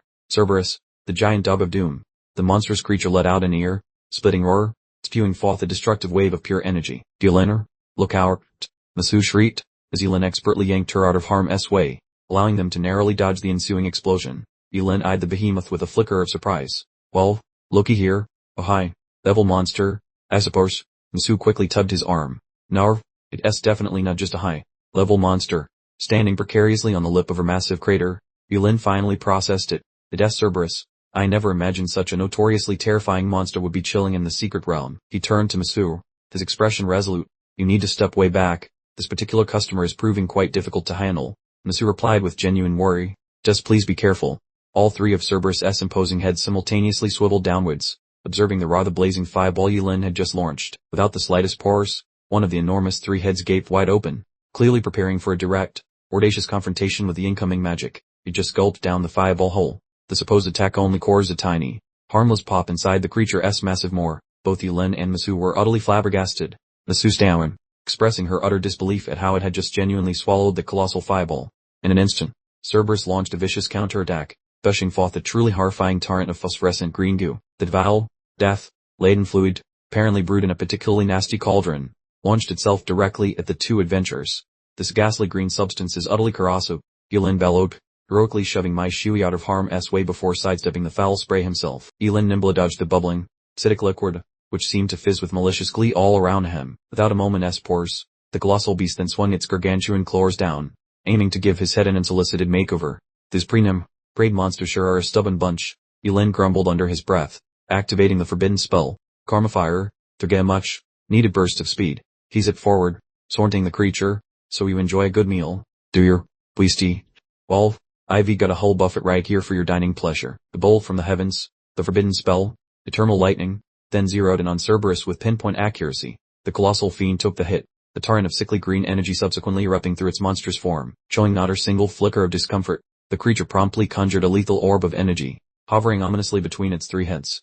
Two of the three heads let out an utterly deafening, shattering bellow, radiating pure, unadulterated savagery. Another river of the highly corrosive, emerald-hued liquid came spewing out, hurtling directly towards Yulin and Mai Shui. Yulin instinctively raised his hand, summoning the formidable forbidden spell, wailing Great Wall, to bravely intercept the incoming deluge. Having just shored up their defenses, he swiftly pivoted his strategy, manifesting a lengthy, shimmering spear crafted from solid ice. Perish, Yulin roared with gusto, unleashing the ice spear with every ounce of strength his body possessed. Cerberus took a direct hit, emitting a truly pathetic and utterly mournful shriek of agony. Let us see you try to stomach that one, Yulin remarked chillingly, already setting the stage for the definitive, final strike. A colossal column of pure lightning then descended from the sky like an angry god, completely enveloping both Yulin and the gargantuan monster. Mai Shui watched in utter disbelief as the monster's colossal body began to dissolve, whispering to herself, "It is still alive? Somehow. Naur, Brach."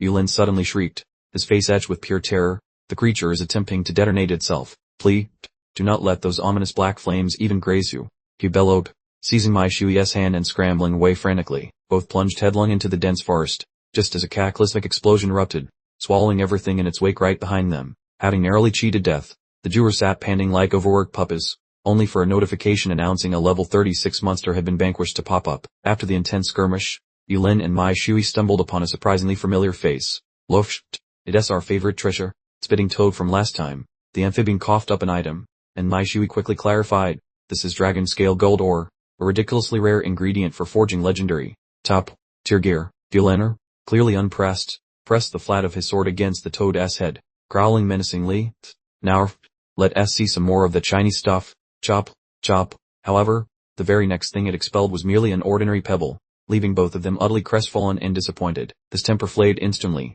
and Yulin scowled at the toad. "You dare offer me a worthless stone? Disgorge all your hidden treasures immediately." Meanwhile, back at a distant encampment, Denganki received a crucial update. Mission accomplished. The complex surgery proved entirely successful. He graciously thanked the dedicated medical team and assured them, "We Shaky and the others have made a full recovery. Best assured, I will personally relay everyone's invaluable contributions to the leadership." Denganki spun around, intercepting a hobbling silhouette as it tried to sneak away. "We're Shaky.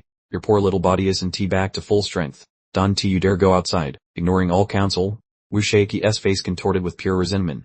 He clenched his jaw and let out a guttural scream, spitting out the name Yulin. Propping himself up on crutches, he staggered from the shelter, howling in fury. "This feud isn't over between us, not by a long shot." Meanwhile, back with Yulin, he had secured the treasure toad to her campfire post, his tone dripping with menace. "Still holding out on me, are we, my little green friend?" The poor toad could only emit terrified little noises as Yulin's hand, glowing with a sinister green aura, edged nearer to its face. Yulin settled back, his voice disturbingly gentle. "I have some excellent news and some rather terrible news for you. The good news, my amphibian friend, is that your miserable existence of suffering is almost complete." He then glanced upwards, the stare as sharp as a razor blade, and added, "And the bad news, naturally, is that your days are completely finished." Without even a second thought, Yulin slammed his hand, buzzing and crackling with electricity, right onto the treasure toad's back. From the amphibian's mouth, a truly magnificent spear, glowing with a brilliant golden light, began to slowly emerge. Almost instantly, a truly terrifying explosion ripped through the air, completely flattening a vast section of the surrounding forest. The blast left behind a huge crater, with all the nearby trees reduced to nothing but fine powder. Bizarrely, the treasure toad somehow survived the cataclysm, cowering in terror behind a small rock, emitting faint, frightened croaking noises, as Yulin held the newly acquired divine weapon. Both he and Mai Shui were absolutely speechless. "Holy smokes, this thing," Yulin finally murmured, "is a little bit too powerful. Wouldn't you say?" Yulin decided to spare the thoroughly exhausted treasure toad. "I'd let you off the hook this time," he announced, "since you seem so remarkably honest. Now, run along." He turned excitedly to Mai Shui, rubbing his hands together. "Come on, Mai Shui, let us go find some more monsters to play with." But as he scanned the horizon, a peculiar and unnerving silence seemed to have descended upon the entire forest. Yulin furrowed his brow in confusion. Where in the world did all the monsters disappear to? He wondered aloud. Mai Shui pointed out the rather uncomfortable truth. "It appears," she said dryly, "that every single monster in this entire secret realm has been completely exterminated by you already." Recognizing that staying was pointless, Yulin concluded, since there are no more creatures left, lingering here would simply be a total waste of effort. Meanwhile, back at the exit gate, a bustling group of competitors were all murmuring amongst themselves, asking why the secret realm was completely devoid of monsters. One girl shared her account, explaining, "When we finally made it to the inner levels after leveling up, there was nothing remaining but massive, scorched patches on the ground." She let out a frustrated sigh, choosing to hold back. "We should probably wait for Wu Shaky and the others," she suggested. "I can't imagine what on earth is going on here." Suddenly, someone from the crowd shrieked in terror after spotting two well-known individuals approaching. "It is Yulin, get away from them," they screamed. "They are way too scary." As Yulin and Monsieur finally reached the gate, Tengancher, the supervisor, blocked their path. "Are you absolutely positive you want to abandon the secret realm entirely?" he inquired. Yulin answered immediately and without any hesitation. "Absolutely certain, yes." "Right then," Tengancher nodded. "Please go ahead and register your current level for the record." Yulin nonchalantly held up 2 fingers, a shocking number in his casual manner. "My level is 25, he stated simply. The entire crowd of contestants went completely silent, then erupted in utter disbelief. "Level 20. 5. They gasped. A forbidden arts master? Did he actually wipe out every single monster by himself? Tenganshi immediately stopped him again. Wait, you absolutely cannot depart now. You're almost certainly the national top scorer, which means you have to stay here to collect your prize. Just then, Wushaki finally exited the gate, a deep scowl across his face. What an absolutely miserable, rotten day, he grumbled. He grumbled irritably, having cored a treasure toad only to discover it was completely empty, and after searching all day he hadn't found a single monster. His teammate rushed over, gesturing frantically toward Yilin. He explained to young Master Wu that Yilin had already wiped out all the monsters and reached level 25. Wushaki froze in stunned disbelief, his eyes flaring with pure fury. What? PS level 25? The little past, he muttered angrily, as you scoffed, commenting that some individuals were truly pathetic failures, entering the challenge at level 22 and leaving exactly where they started. Wushaki bellowed in rage, joined by a female contestant who yelled, what good is a short-lived master of forbidden arts? DLL only hold back Daxier's progress. Monsieur refused to back down, yelling even louder, you're just incompetent and couldn't kill a single monster, so you mock us instead. Right in the middle of this petty argument, the massive surge of dark energy erupted, and Yilin was the first person to notice the anomaly. Puffed, what in the world is that? He murmured. Monsieur instantly panicked as the ground beneath her feet began to shake violently, interrupting her tirade. The entire space of the secret realm started to wobble and distort as the sky above turned an ominous, apocalyptic red. The other contestants also erupted into chaos, one person screaming in horror, Lofsht, the exit, it's actually disappearing. The enormous stone gate leading back to the outside world cracked apart and then vanished completely, extinguishing all hope of escape amidst desperate cries. The gigantic column of dark demonic energy suddenly burst from the ground, and a powerful voice echoed across the area, tremble, you weak humans. From within the dark energy pillar, the massive army of grotesque demonkind began to spill out like a festering plague. Tenganshi and Yilin were stunned into silence, while the supervisor gasped in horror. These are real demons. He realized the immense gravity of the disaster. It's impossible, he muttered. They've appeared right here in the top scorer's secret realm. Yilin stood firm without flinching, adopting a fighting posture and roaring defiantly. You demons dare invade the human realm. How incredibly audacious. The demon queen slowly materialized before them, her voice as chilling as ice. You humans are nothing more than a convenient meal for our kind, she informed them flatly. She continued her monologue, exposing a horrifying truth. You have the gall to imprison our relatives and use them as slaves for your hunting games. Her jade, green eyes suddenly flared with an undeniable and murderous malice. You are truly seeking your own demise, she declared, delivering a final judgment upon the completely stunned contestants. Tenganshi instantly positioned himself in front of the students to protect them. Everybody retreat behind me, he ordered firmly. Reinforcements will arrive soon. The seasoned supervisor stood there completely alone, staring down the massive, looming figure of the enemy forces. Without a moment's hesitation, he launched himself directly into the chaotic fray, determined to shield the next generation. In the middle of the utterly chaotic battlefield, Tenganshi bravely sprinted straight toward one of the menacing demons. The demon queen casually issued an order to her subordinate. Looter, this human here belongs to you. Deal with him, she commanded. Tenganshi let out a fierce warning not to harm the students, but the queen replied with a flippant air, don't fret. I am merely playing with them. She then taunted the group. I've heard rumors that you represent the strongest humans this year. Fight me, and if you manage to win, I'll let everyone go. When the queen declared her level was only 20, a faint glimmer of desperate hope sparked in the minds of the contestants. A single young man pushed through the crowd, stepping forward confidently. I will be the one to face you, he announced boldly. This champion was Lin Zion, the celebrated top scorer of Sao City, who stood at level 21 and represented the final hope for the contestants. However, all dreams of triumph were unceremoniously obliterated the precise moment the royal matriarch's solitary, directed blow connected squarely with his jawline. Young Lin Zion soared through the air, flailing like a discarded marionette, before inconveniently landing amongst the startled, screaming spectators. The different competitor, clutching a lengthy polearm, instinctively stumbled backward, visibly gripped by profound apprehension. The infernal sovereign scoffed dismissively, regarding the esteemed contestant. What utter comedic relief. Truly, no stronger than a common picnic pest, surveying the quivering assemble. She sneered. What's the matter? Feeling a bit shy about participation? It appears humankind truly champions the art of spinelessness. Lying prone upon the turf, Lin Zion's digit jabbed towards Yilin, his bellowing cry echoing. Yilin, with immense capabilities arrives solemn accountability. What precisely delays your intervention here? Every gaze and harsh judgment simultaneously shifted towards Yilin, the renowned individual who had single-handedly purged the hidden domain of its monstrous inhabitants. Monsieur furiously bellowed at Wu Shiaki, the charlatan who was audaciously attempting to offload every single fault onto poor Yilin. Yilin composedly confronted Wu Shiaki, stating everyone should promptly surrender their superior, Sir Gare, and he would attend to this predicament without further ado. Wu Shiaki looked utterly dumbfounded, knowing whether they were attempting to bleed their wallets dry. Disregarding the venomous remarks, Yulin pivoted, directing Masui to kindly gather all these invaluable possessions for safekeeping. The Empress of the Underworld folded her limbs, clearly entertained by the petty squabbles erupting amidst the mortal competitors. Yulin's vision sharpened considerably, accusing Loken his stare. Indeed there is perpetually that single spoiled fruit, persistently disrupting his tranquility.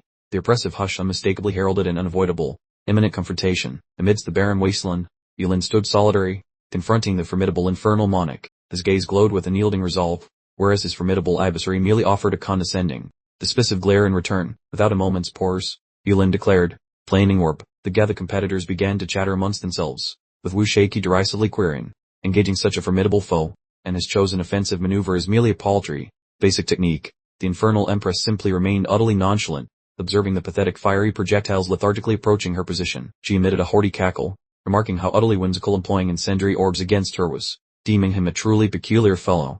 The monarch effortlessly intercepted Yulin's offensive maneuver using only her unadorned appendage. However, upon the youthful gentleman's visage, a curious smirk abruptly materialized. Abruptly, a colossal, brown, shaking detonation occurred, utterly startling the sovereign, causing her to muse aloud what exactly was happening.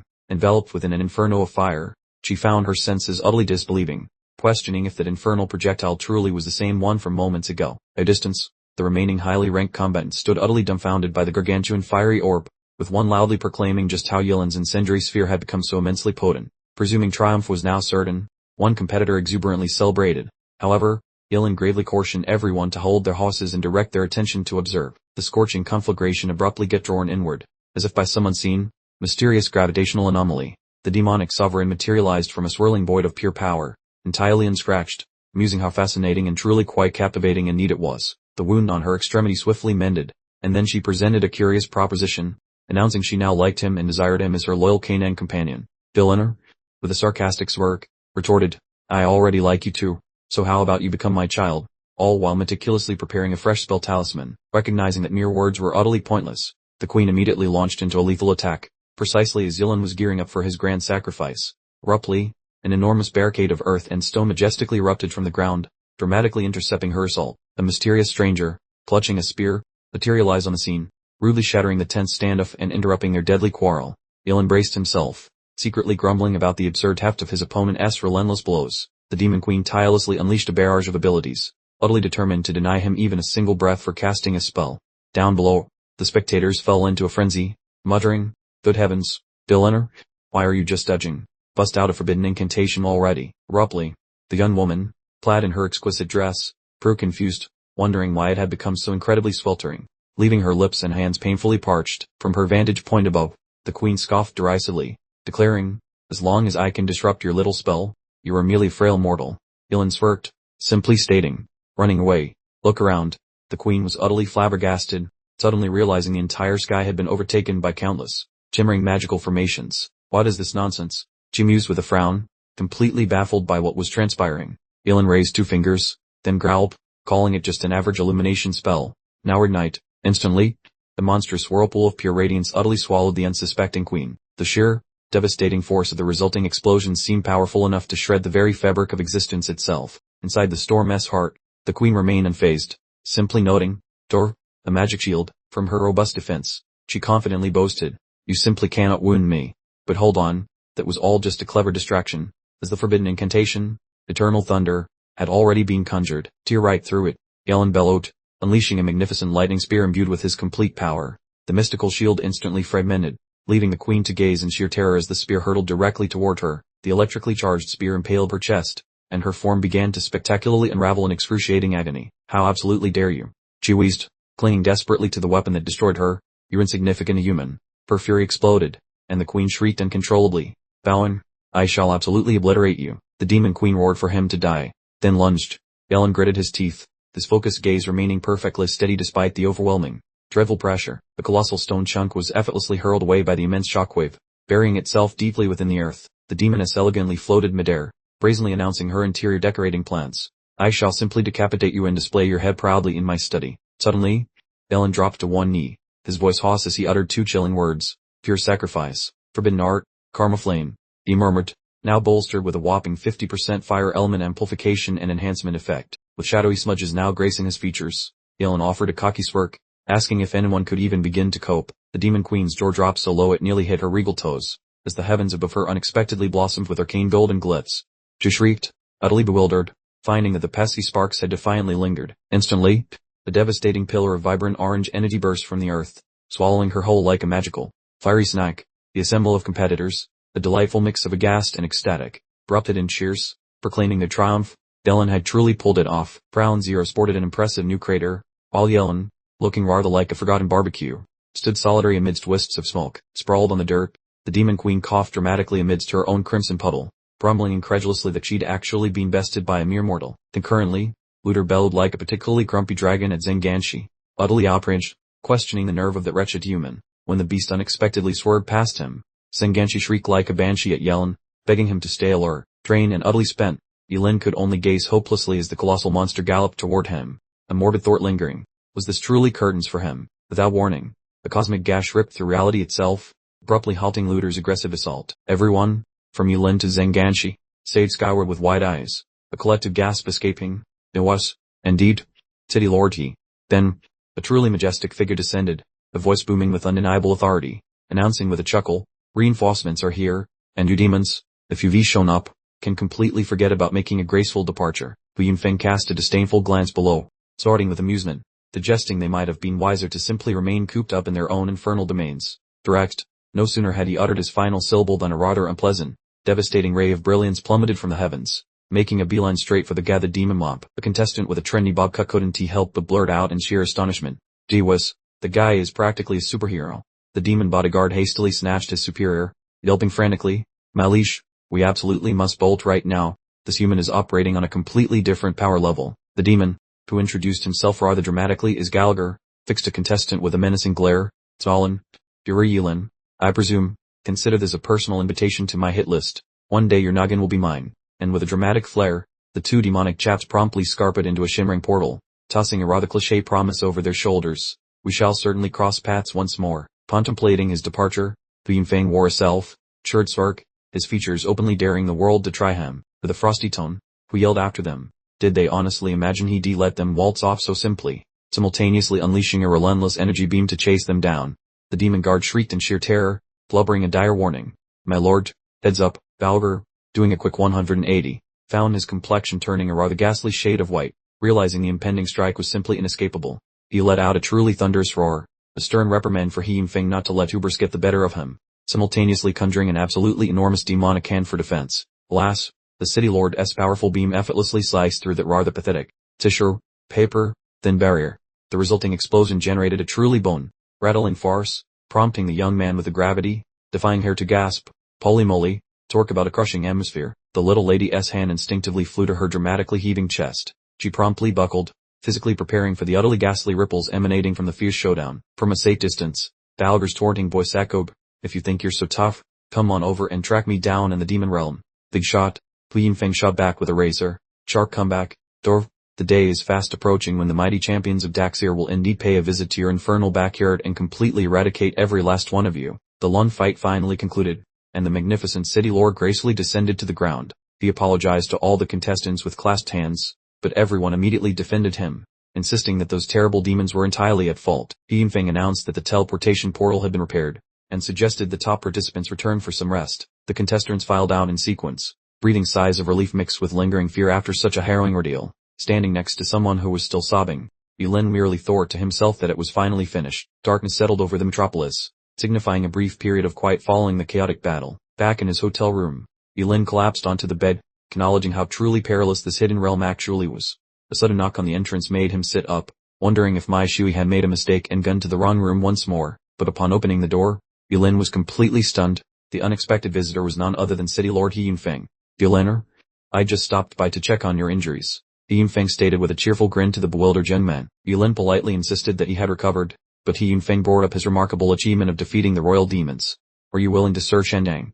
the City Lord inquired directly, getting straight to the point about recruitment. Hu Yunfeng disclosed that he knew Yulin was a master of forbidden techniques, and that Shandang needed his unique power to deter the demonic forces.